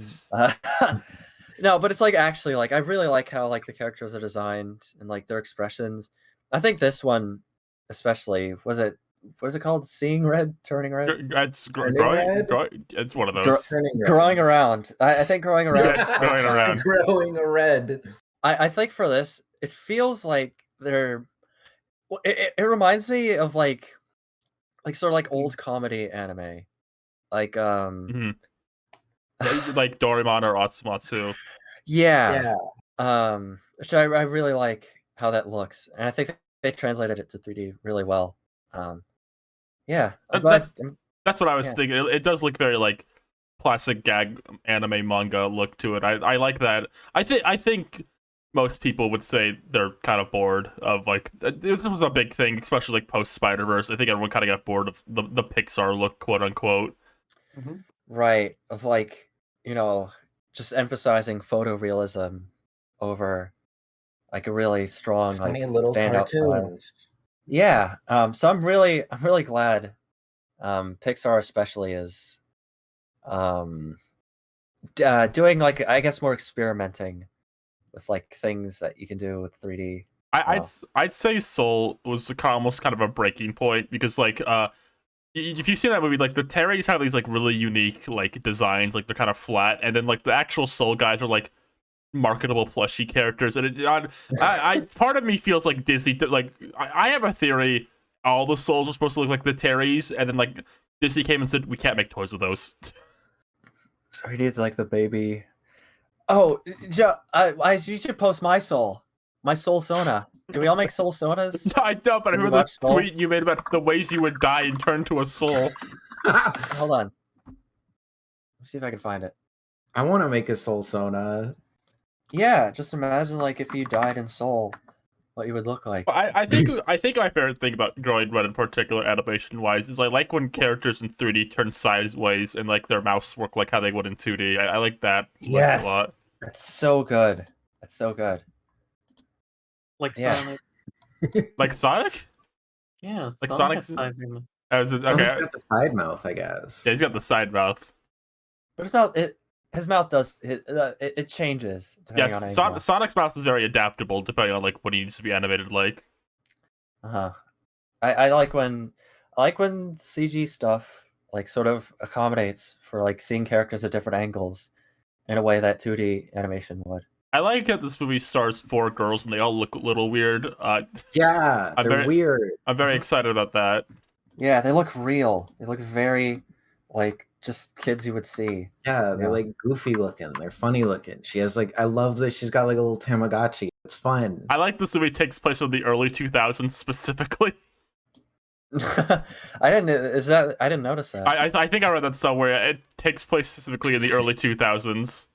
That's funny to think because I'm so used to like movies that take place in the past being like 80s nostalgia or like before, like 8-bit like Christmas.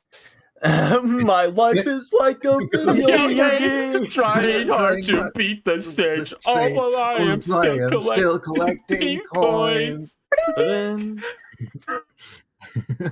No, I've been saying this for a long time. I think studios really missed out on early 2000s nostalgia because you're like, everyone's all like, no one cares about the N64 or SNES anymore. It's all with the GameCube now. I mean, I think we're in a real like 2000s nostalgia. People are just realizing it now. Yeah, we're starting to get like, no. I can't wait for Kevin Mikey nostalgia. We're starting to get. I was gonna say we're starting to get like nostalgia redemptions of all the bad Sonic games. That's mean. I'm like joking when I say that. I say that lovingly because I like some stanky Sonic games. I do. I like Sonic Forces. I like dressing up as Sonic Forces, and then my characters look really great. I saw a tweet about this the other day. Years from now, when people, how like now people realize Sonic with a sword is cool and like Shadow with a gun is cool. Years from now, people are gonna realize making your own Sonic character and being best friends with Sonic is cool. That was cool. I think that is gonna happen. I honestly think that's cool. I think the character creation was like one of the coolest parts of that game. There's probably a lot of people out there, like a lot of kids out there who probably played it, and that really like made an impression on them. It's like a cycle repeating. The critical reevaluation of Sonic Labyrinth. But just back on Turning Red for a second, I just, it's interesting because I think The Good Dinosaur was the breaking point for like people caring about Pixar. Oh my god. Yeah. It's like I was talking about this the other day. I think that movie is the most tech demo movie of all time. It is it is a movie they made to show off the backgrounds they can make. It like Arlo, the main character, not the puppet, the dinosaur, he kind of looks like what they're doing now, like a version 0.1 version of like the characters in Luca and Turning Red. Like kinda like that whole movie feels like they were testing things and then released it anyway. That's a really fun way of putting it. I think it's really funny because there was like Dinosaurs, the Disney movie from like 20 years ago that was also a dino tech demo. And I think it's really funny they keep making these bad dinosaur movies that are just there to be like, look at what we can do. Look at our tech demo. Here's now, if we're talking about dinosaurs in Disney, did one of them take a piss on someone? Honey, I'm home. Because I remember there's a scene of a dinosaur pissing on the monkey. The love monkey? The love monkey. Oh, you know what else I like about Turning Red? I like all the characters' teeth. That's a weird thing to praise, but I like big cartoon teeth. Yeah. Big, round, CalArts Steven Universe teeth. I always associate with like older anime with like Lupin would scream and you get like bigger teeth. Yeah, they got like sign looking teeth. Yeah, Good Dinosaurs, the Caveman episode of Pixar.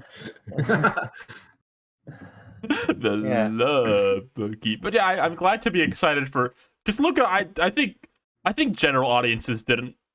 Mix was kind of mixed on Luca because it wasn't like the Pixar movie that was gonna make you cry, which is like I think how a lot of like casual audience see Pixar. Like if it's not making me cry, then they did something wrong. But I think a lot of more hardcore animation fans like Luca more than most recent Pixar movies. This is what I've observed. I hope this movie is like a Luca movie. I really liked how Luca was like. It was a very like small scale and like the setting felt very personal. It was just really pleasant to watch and just warm. And I hope this movie, Turning Red, is the same. It seems like that. I forgot the Buzz Lightyear movie was coming out also. Sorry. Oh my god. That's right. Lightyear. That's like Lightyear is like the side of Pixar where it's just like the realism mostly. We're just kind of flaunting that. Not to like badmouth it, because I don't know if it's gonna be good or bad. I like that movie because it's like a struggle to like explain what it's about. Yeah, it's like it's not a story about the toy, it's about the human toys based on. But not the real life human. Or wait, no, it's the real life human, but it's the fictional version of the real life human that the toy was based on. Not the one from the TV show. Not that one. Not the one from the TV show, but the TV show was based on the one that was from this movie, and this movie's gonna be like it's just say it's just about it's just a Buzz Lightyear movie. They just but say it's not Toy Story. Just say what it is. Disney asked us to make another Toy Story movie. We didn't want to, so we made a Buzz Lightyear one instead. We didn't have any more ideas. Where were we going to take them next? We separated them. They did the... It's classic Lightyear. Well, Classic Lightyear. I guess the cartoon would be Lightyear Boom.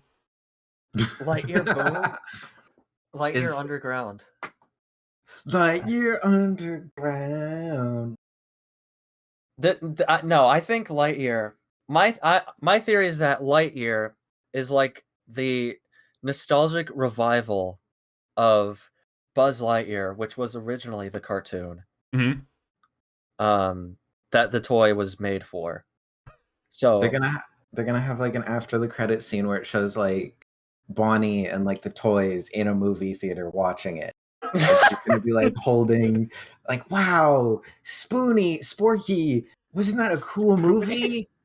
This is like you watch too much Channel Awesome. Is this like our theory we had that Scoob was gonna wrap around segments with Scooby and Shaggy watching in the movie? I'm upset that didn't happen still.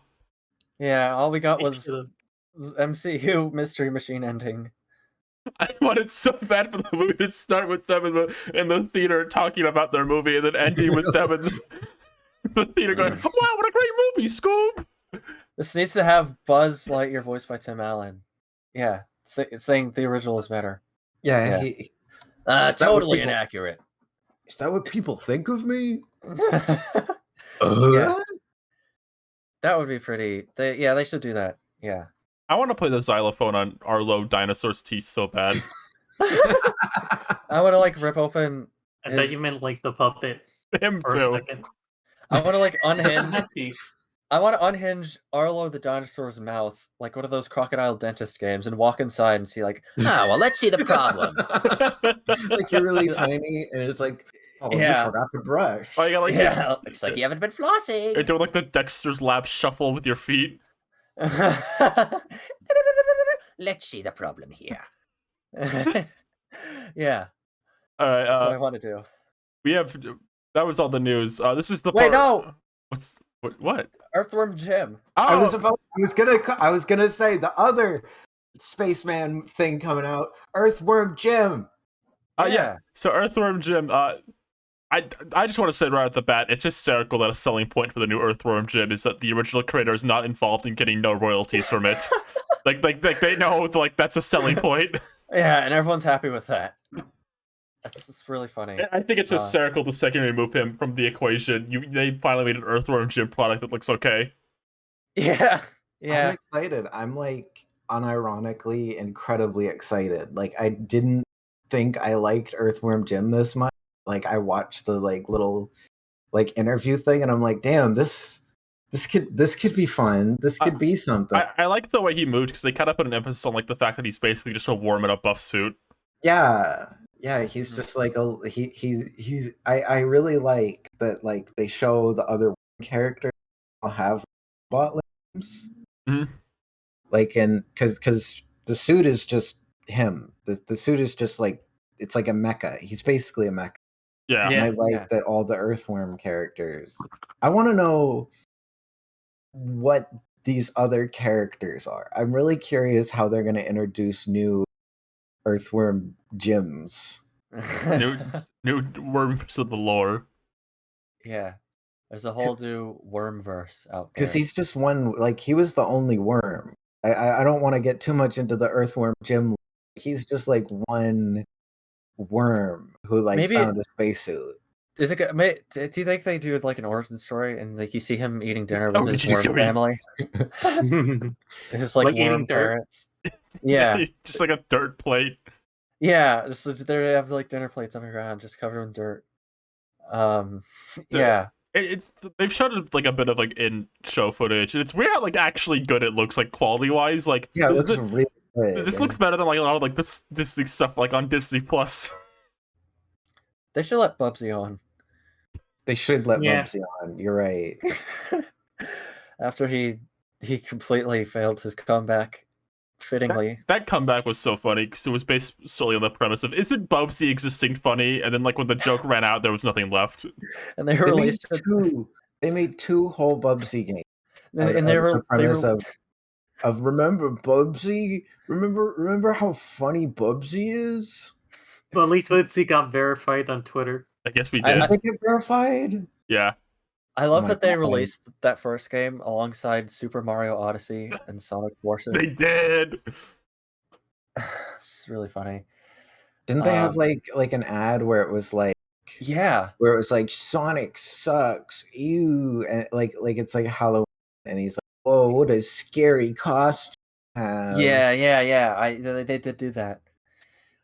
A part of me wishes that comeback was more successful. Like they made like an actual good game to go with it. Well, they were making I don't even know how the second one came out, but they were kickstarting a second one, and then just nobody cared because Bubsy's like Bubsy's not a very endearing character. I'm just gonna be a little rude and say I just don't. No, he isn't. You're 100% valid to say there's nothing fun about Bubsy. He's not as like cute as like Sonic or like Klonoa. He's not as like unique as Rayman. He's not particularly. He's not even like Gex level of funny. He's just like an embarrassing character. He's like funny just because he exists. He like managed to like get above like Acro the Acrobat and have some kind of like people remember him, but he's not like Earthworm Jim or Scalar, where people like remember that exists. Scalar. My God. He's no Voodoo Vince. He's no Voodoo Vince. You're right. You're absolutely right. Yeah. I think Bubsy feels more like a supporting character than like a main character. No, you're right. Bubsy works really well as like a funny like it's like they made the comic relief the main character, but not like but he's not funny enough to be a main character. Right. All you want is relief from the comic now. He is, yeah. It's like how Milo Murphy's Law made Eugene from Hey Arnold the main character.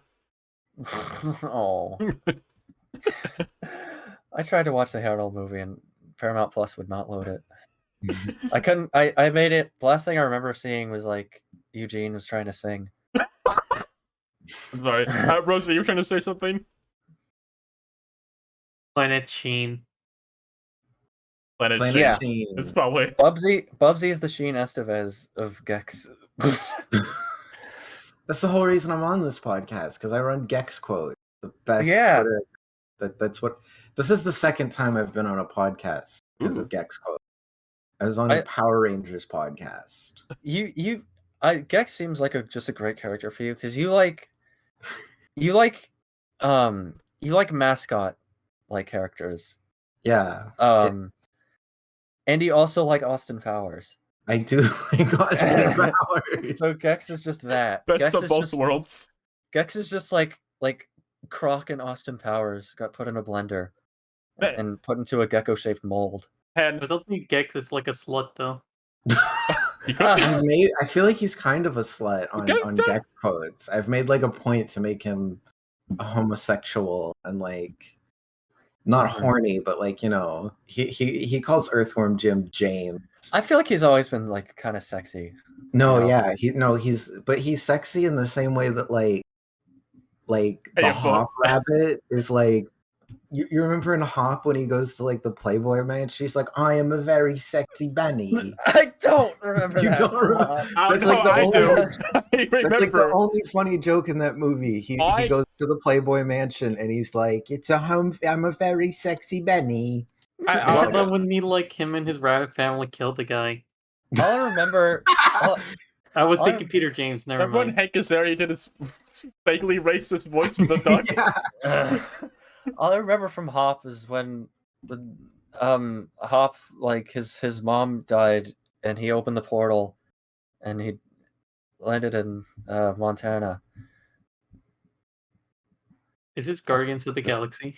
That's a Sonic joke. It's a joke about the Sonic movie because they had the same actor. Whatever. Oh, okay. That same actor was also in the movie Hairspray, and he ended racism. I'm really proud of him. I can't believe you got to meet Arlo and not us. I met Yeah, Arlo. that's so I unfair. felt like I had to post. I feel like I can't be on Star Wars without bringing up Am I allowed the to put? time I met Arlo. Am I allowed to put this on the please, screen? please, Okay. please put the picture of me with Arlo. That was the funniest thing. I got him to sign my copy of Sticker Star, and Oh my god. me and Yuri just kind of watched him like walk around Arlo the guy with like the lifeless puppet in his hands. See, So it's just like I've seen the puppeteer behind Arlo, and Seep has it because they don't want to ruin the magic. it Yeah, definitely ruins the magic a little bit seeing the guy himself. I don't want to see Jim Henson. I just want to see Kermit. Yeah. That's mean. I also met Arlo the dinosaur one time. Did you walk inside his mouth with I like a walked mirror? inside his mouth and was like tapping on his teeth, and I was forgetting what. Do you think if Super Mario Logan went to a con, he would walk around with a Mario plush? Yeah, No, he'd be That's what banned on the spot again. he'd be killed. They just get like JFK shot. Jesus They shoot Christ! the puppet. They shoot the puppet, like his hand flies Yeah. off, And it's like so a he can dramatic, no longer do it's a Super slow Mario motion shot. Logan. A dramatic slow motion shot of his head exploding with like stuffing coming out. Like the Happy Time Murders. Yes. Bum, Yeah. bum. Oh my gosh. All street, no sesame. Great tagline. Before we get to questions, I did promise Rosa she could talk about Chucky. So Rosa and Seep could talk about Chucky now. Okay. And the fluid. So, gender fluid. Gender fluid. So, see, what do you want to talk about first with the latest Chuckies? I I don't know. It's kind of open ended. I guess there's a lot to talk about. I do want to. I guess this could be an interesting talking point for this kind of show. Do you want to discuss Chucky's gender identity and sexuality Yes. a little bit? You were talking to me about this the other day. Yeah. You asked me if I thought Chucky was gender. And then I was like, you know what? The way you're putting it, maybe just a little bit. There's some good points for it. There is a lot of good points for it. Yeah, and I don't even know what to fully like. I feel like I'm not in the place to like make a definitive conclusion on it. I feel like he has to like declare that himself. But something's going on here. For starters, he's I'll say he's bisexual. I think that's they pretty much confirmed that Chucky is bisexual. Garfield. Chucky's bisexual. So if you thought he was just an ally, you got another thing coming.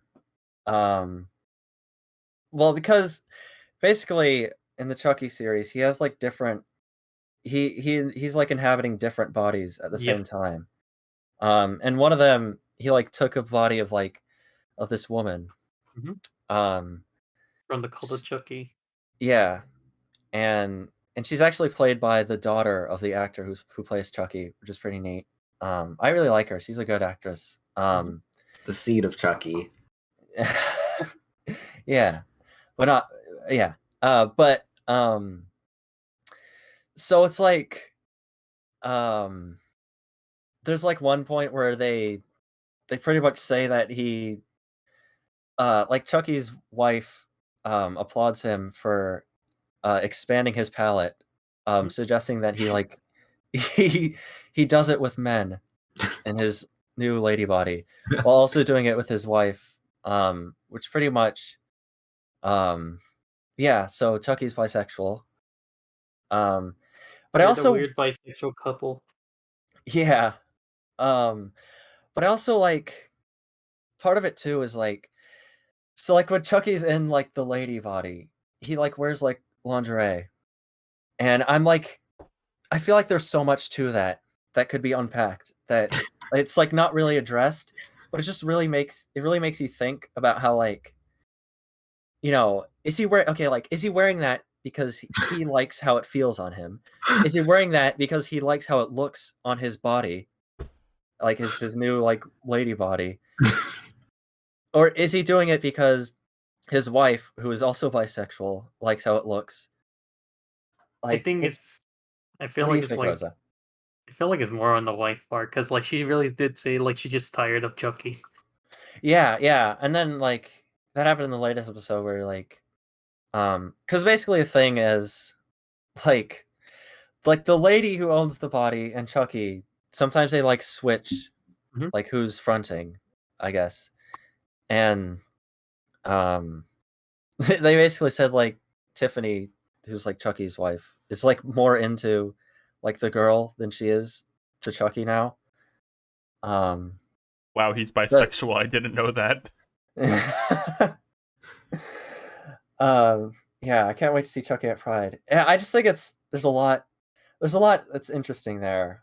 Because I feel like the show is like the whole like Chucky franchise is like helmed by basically this guy Don Mancini who's gay, and so he puts a lot of basically since Bride of Chucky, he's just been putting just gay stuff in all the movies. Not even necessarily representation per se, but just things that a gay person would put into something, I guess. So there is there's just a lot of interesting I like how he's just like doing stuff like I don't know, like Chucky likes being in a woman's body. So I'm like, is that and like another thing, like does that like make him trans technically? Gender fluid. Gender fluid. I guess I could I feel like he could be gender fluid. Like I feel like that would be pretty fitting for him if he likes freely switching between different gendered bodies. Yeah. But yeah, that's a whole lot of Chucky information. I guess I just kind of wanted to put that out there. Yeah. Do you have anything else to say about that, Rosa? Now, for like what the fuck is going on? I know nothing about the Chucky series. I thought he was just a murder puppet. Now, let's be clear here. He is a murder puppet, and but he's a bisexual one. Yes, with a gender fluid child. And maybe he's gender fluid. I mean he is there's also the puppet. So you get puppet Chucky and you also get like sexy Chucky and you also get flashbacks. Oh, and Rosa, did you know about like in the flashback scenes? Did you know this? Like who plays him in like the flashbacks where he's an adult? He looks like Tommy Wiseau. He does. He's always kind of looks like Tommy Wiseau. But I think something really neat about it is they do like flashbacks sometimes to like when he was a human. Because basically the lore of the series was like he was like a human guy that put his soul in a doll. But in the flashbacks, they actually got the lady who's the daughter of the voice of Chucky, who plays the lady that he possesses. They got her to play him in the flashbacks too. So they like dress him up like a man. I just think that's really yeah. And when I found that out, it was like really impressive because she honestly like looks like her dad a lot.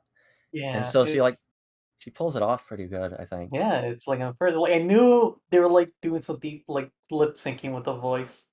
Right. I didn't realize they were like, oh wow. Yeah, they dub it over with like Chucky's voice, which at first I thought was like, why would they do that? But that makes sense. That just because like she just would have just such a different voice that they dub it over. But yeah, there's stuff like that, I guess. Yeah. When I say like the it feels like a very like gay like a very gay franchise. Like just like how they do stuff like that where like they're not. I don't know, they're just fine with like casting a woman just to play like a cis man. They said, Yeah. just because she was good for it. So I just think is just kind of neat. There's neat stuff like that. Yeah. I think the Chucky series is pretty cool. With this stuff, it has actual good like the show has actual like good like gay representation too on its main character. It has like very it has like the main characters like gay and they're like very nice about it.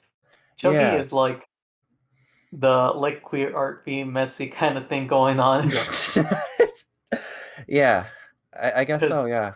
Yeah, I like my initial impression of like how the series was going. It's like it feels like it was something self-contained, and then like Chucky was like, is Chucky gonna be like a fucked up little whisper?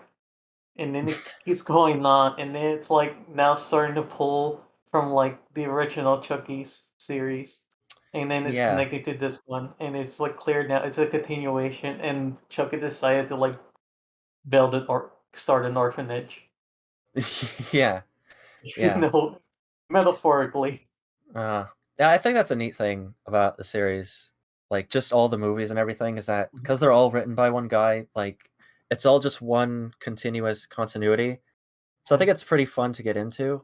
If any of these Chucky facts are interesting, anyone, I think making me want to check it out. Yeah, I think they're really, I don't know. I just really like them because it's different from like Halloween or Friday the 13th, where like there's like a bunch of movies of those, but you kind of like only need to watch one of them, you know? Yeah. Something I like about Chucky is that they all like continue the same story, and for the most part, each movie they kind of do something different with it. Like in the first two, he's going after a kid, and then the third one, it's a teenager, and then he gets his like bride, and then he has like a gender fluid child. Gender fluid. Gender fluid. And yeah, there's a lot of. Then there's like a cult of Chucky, and there's like multiple Chuckies, and then one headless one. Right. So yeah, it's just it's a pretty interesting horror franchise. Like I would definitely recommend it. I think it takes you on these different adventures. I think it's really entertaining to watch, even when the movies aren't even that good. Like there's a couple of them that are like, I think Seed of Chucky is the one people say is usually the worst, but even that, like, that has a gender fluid kid in it. Doesn't that one do like the same thing with The Mask, where you see like his evil sperm? Yeah, it does. Like in Rick and Morty. It starts out with there's a Chucky sperm sequence. Thank God. Like in the Mask. Yeah, Son of the Mask, where you see his like nasty cartoon. Steve Chucky does some nasty stuff. I don't even. That movie scared. Of all the movies, I think that one scared me the most, just because it was like disturbing at points. But it's like it contributes to the story, and like future movies build off of it. So I think it's like it still feels like a worthy part of like the continuity. No, I just want to say real quick, people were asking a bit earlier. I've not watched the new Cowboy Bebop, and I don't plan to. We're not going to talk about it, but I do want to put this image of Radical Edward on screen real fast. Anyway, keep going. Keep going. Actually, I want to say this. Like, I was hoping it's something like that. It's like it may not be like the same spirit, but it does like its own thing. And then it's like what here was as its own thing. It's sort of like, ooh, that's like good. Yeah, on Cowboy Bebop. Did Chucky ever have a racism episode? No, not that I know of. No. I have a question about Chucky for Seed. Okay. I'm curious about like 2019 like reboot. Like, do you have any thoughts on that? Because I think it's really funny that they made him an Alexa. Yeah. Yeah. That one's interesting because it's like the only reason that movie was made was because they technically, like, a different company owns the rights to the first movie. So like, so it's like MGM owns the first movie and they're allowed to make reboots, but they can't make sequels. and Universal is allowed to make sequels, but not reboots. I think that's how it works. Okay. So, yeah, honestly, I don't know. And a problem with like the 2019 one, I think, is that it's barely a Chucky movie because I think legally they couldn't use a lot of things that were in like the sequels. Because I feel like a lot of the appeal of Chucky is like the character of him, and the reboot basically had none of that because they made him a little like Alexa toy. Yeah, a little Alexa toy with like all the protection, like the little protection protocols disabled, Yeah. and then he just learns how to be fucked up. Chucky, play my life as like a video game. Okay, it's my basically life it's 2019 Chucky's basically Ron's Gone Wrong, but I think as a movie it's like it's fine. I actually liked it decent enough, but I think if it wasn't like a Child's Play branded movie, I would like it more. Like something I always say, I wish 2019 Child's Play was a teddy bear, an evil teddy bear movie.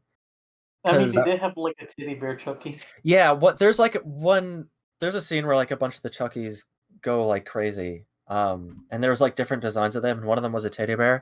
And I think it would have been better if like the whole movie was just like about like scary evil teddy bears, because there's no evil teddy bear movies really. There's Ted. I guess that does count as an evil teddy bear movie. I think. Do you ever think about how? No, wait, Ted can't come. Never mind. He does. What were he you does, like, saying? No, Ted does like have relations with women, and they just don't explain it. That's like that's like a part of the movie. Like he can. It's just that he can't have kids. He's got a strap. All right, I think it's time to move on to questions. Yeah. All right.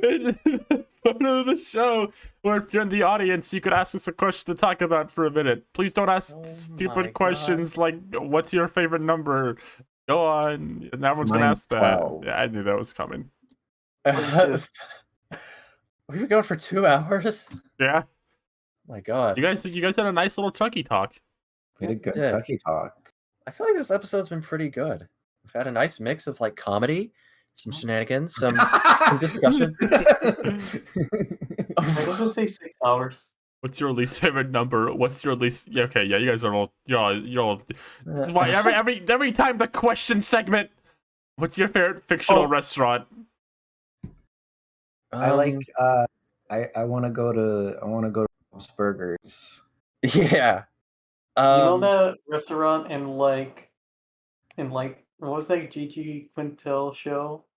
Close enough.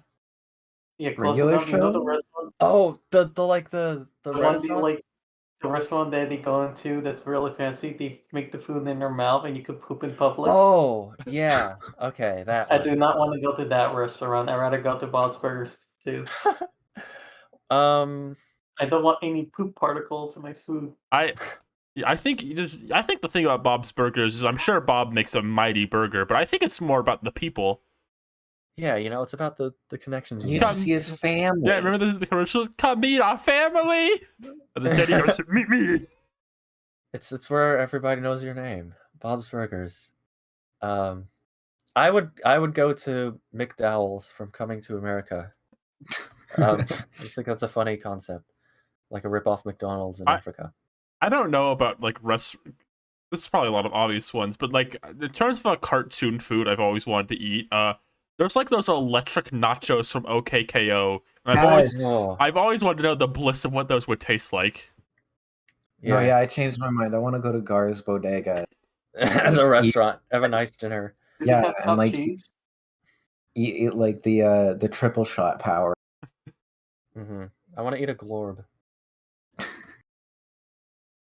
Oh, what about the candy from Jimmy Neutron? I mean, that's... Oh, yeah. That's not really a restaurant. That's more like a snack. Well, to be fair, neither is Gar's Bodega. But that's like a place you go to get it. Like, you don't go... Jimmy's Lab is a restaurant. Well, actually, bodegas, you could buy like actual meals. That's true.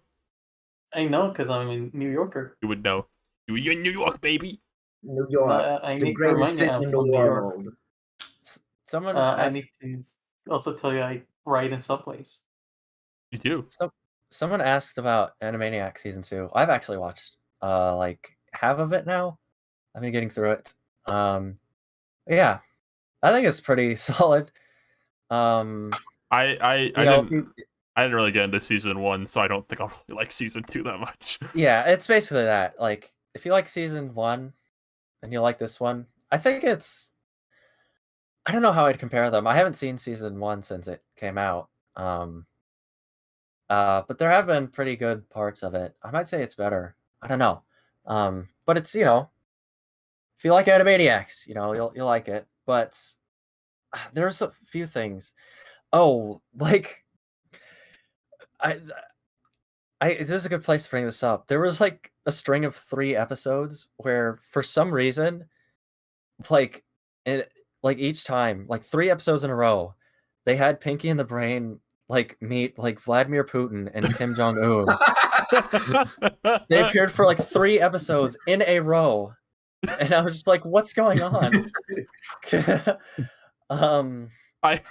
I'm really obsessed with this concept now. Yeah, I mean, has Trump appeared on that show? I They think had like They he do was. parodies of him. He was in the ketchup song. Okay. they had Hillary. Hillary was there. Mm-hmm. Because I've noticed they'll like joke about Trump sometimes, but like they never show him. I don't know. Maybe they're just in case he like died in the time between they made the episode and it aired. I guess there's future proofing. They did that on Family Guy. They did that on like a Family episode. What? They did like wow Trump went to prison, and then like the little caption shows up and it's like, oh, we wrote this in like April 2019. Did we get it right? Oh. Yeah. Yeah. Another thing. They like Yakko's like where he sings all the countries of the world. Mhm. It's kind of funny that it's kind of just like a character trait of his now that he has that song, and they keep. I think it's funny in like one of the episodes. Dot just says like it's not charming anymore that you keep saying like you don't want to sing like the countries of the world, like just do it. So they had him sing the countries of the world, but like in like the 19th century. So that was pretty funny. Yeah. I can't wait for when we make the Ready to Start cast cartoon, and I mentioned twice an episode I don't want to talk about Miiverse anymore. I think there's one joke in one of the episodes that I feel like you would really like, Ryan. Yeah. I don't know if I should even say it. I would butcher the execution. Just go for maybe it. I'll show you. What? Just go for it. What is it? There's like one segment where they're talking about like, oh, like what, like people have asked like why don't we have like more like bit characters on, like more new characters like the old show, and it was basically a segment about how like, oh, we thought of a bunch of new characters, but they were all terrible, so we never used them. So it was just showing a bunch of like scrapped Animaniacs, like rejected Animaniacs. And at the end of it, they're like, yeah, these characters, they just weren't. They said something like they just weren't depthful enough to reach the standards of Animaniacs. And Mike was like me, for instance, I like to eat. And then Yakko says, and I yak, and then Dot says, and I'm the girl. And they're like, all right, goodbye, everybody. And then the episode ends. Good night, everybody. Bye. Yeah. I like this question. What is a show, animated or otherwise, you think has a great concept but poor execution? I adjust my bow tie. Don't say it. Don't say it, Ryan. Don't say that. Philo Murphy's Law. No. No. Cow. It's okay, guys. You don't need to get angry on my behalf. Not everyone's gonna be a fan. Sorry, Marlo. It's okay. I'm really not upset by it. I'm smiling. I feel like there is a show that I like the concept. Like I feel like I have an answer for that, but I don't. stupid show that I'd Oh, forget. there was this weird. There's like this like, there's shows where they have like shorts, like cartoons or like random Yeah. cartoons. Yeah. One of those shows, I forgot exactly which one it was, but one of them had a short where basically the concept was that like kids and adults switch roles. I'm gonna grab you. I'm gonna shake you around. I'm gonna hit you with my giant cartoon mallet. I'm gonna run you over with my bus.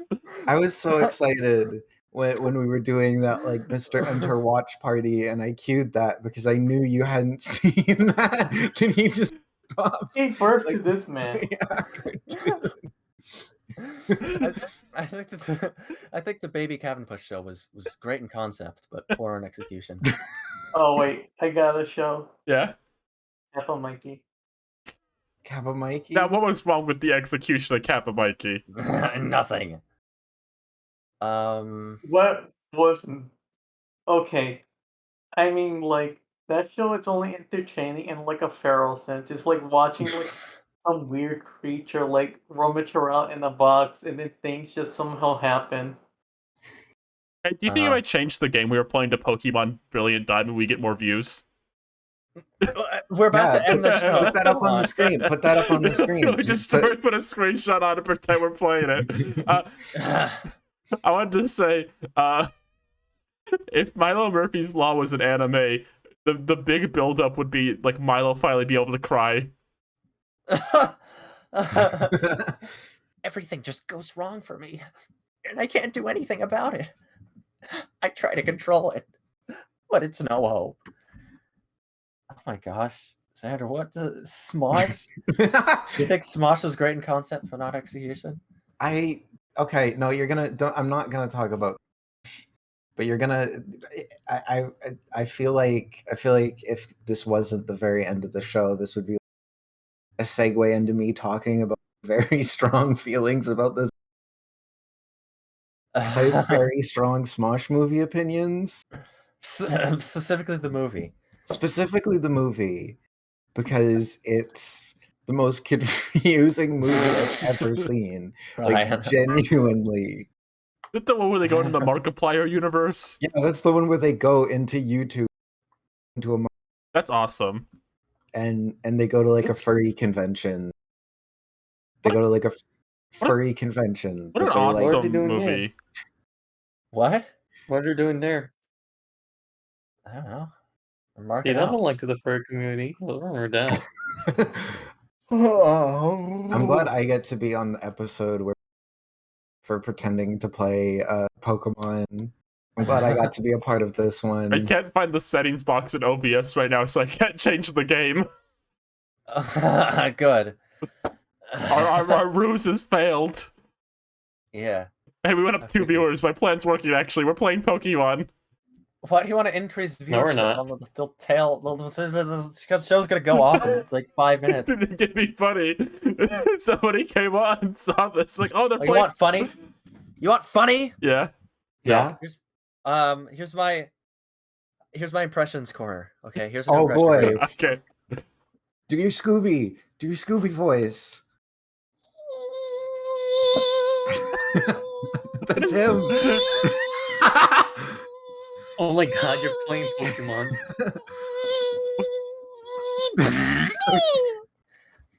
That was a mosquito flying into a mosquito zapper. Okay. Okay, I can do impressions like Marge, it's me, Homer. Homer, Marge, it's you? Homer? it's me. Homer? Homer? Homer? It's me, Marge. Don't It's you you? recognize me? I can't see you, Homer. I'm invisible. They turned me invisible, Marge. Dad! Homer and Marge are in the burger place. What are they doing? He's a creature. He's not. Oh, wait. Hold on. Give me a second. We throw the SpongeBob background music. Oh, sorry. Yeah. Well, can I get one of your burgers? Give me a triple bacon deluxe. It is now. We With serve extra Bobby food sauce. here, sir. Spare blockchain. We serve food here, sir. Let me get it. Let me get. That's,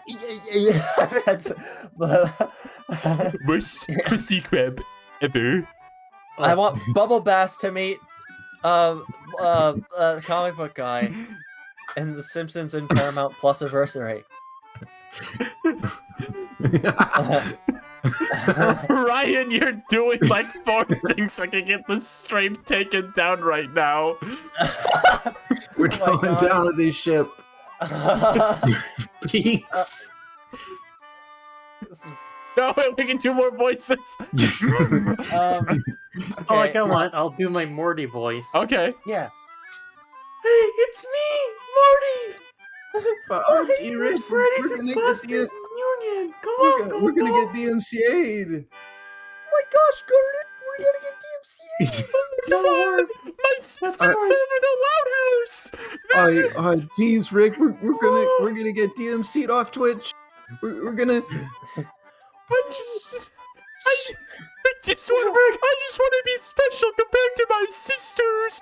Oh. They found the non-fungible tokens. Oh guys, look at my cookies. Does anybody want to share cookies with me? That's really cool. My I don't even sisters. know what joke we're doing anymore. My sister has always made cookies, but I can't. Oh, did somebody say cookies? Wow, brother.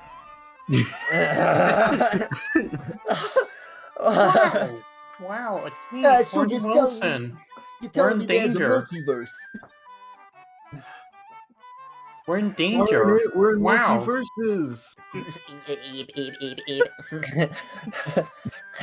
So you're telling me there's a multiverse? Percy No. from Clarence. Oh no, he's a big guy. Clarence, don't jump inside the multiverse portal. I'm getting excited inside the. Clarence, look at me jump inside the multiverse portal, Clarence. Yeah. Wow. Clarence clips out of Bound and Brilliant Diamond and Shining Pearl, which is what we're playing on Wow, Twitch. what the heck is this place? Wow. I've been to the multiverse portal. silly girl.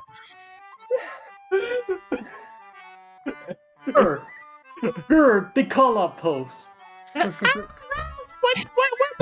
Multiverse now? Clarence, you can't play unlicensed SpongeBob music, Clarence. You're gonna get DMCA. I can't do a Clarence voice. We're DMCA. We're like the most lovable people on the earth. Wow, yo, it's me, the old man. What? From every cartoon. I want a Krusty. I want a Krabby Patty. Just the old man.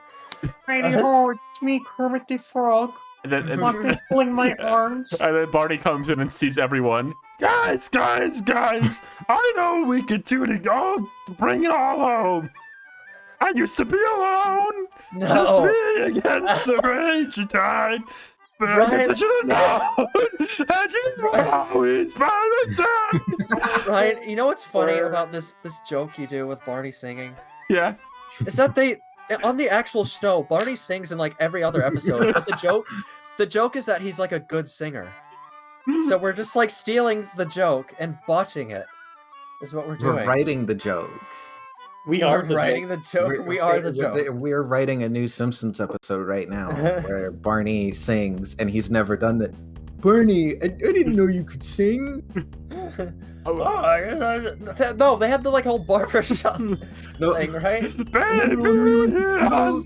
Oh, then Jeff and Sumo can go, and we belong. What? They're not even from the same company. That should dictate every crossover, whether they're owned by the same company. And then Mario from Super Smash Brothers.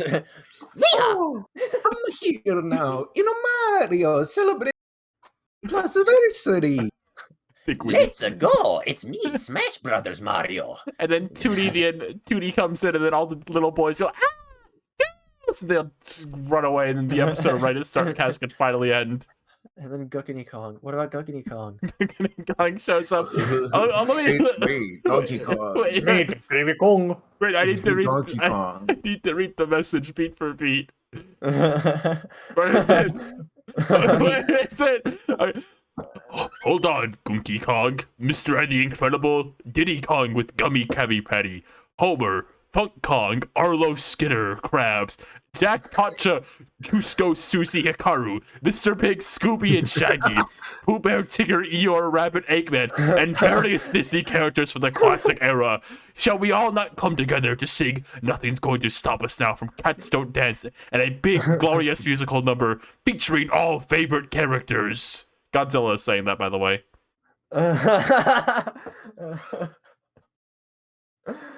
Wait, is Mario there? Of course. I think we should end the show. Yeah. Okay. No. Goodbye. Good night, everybody. Remember, Remember what? Brush Mario. your teeth. Brush your teeth. Wait, hold on, wait. Can you say brush your teeth one more time for me? Brush your teeth. Brush your teeth, everyone. Bye. Brush your teeth, everybody.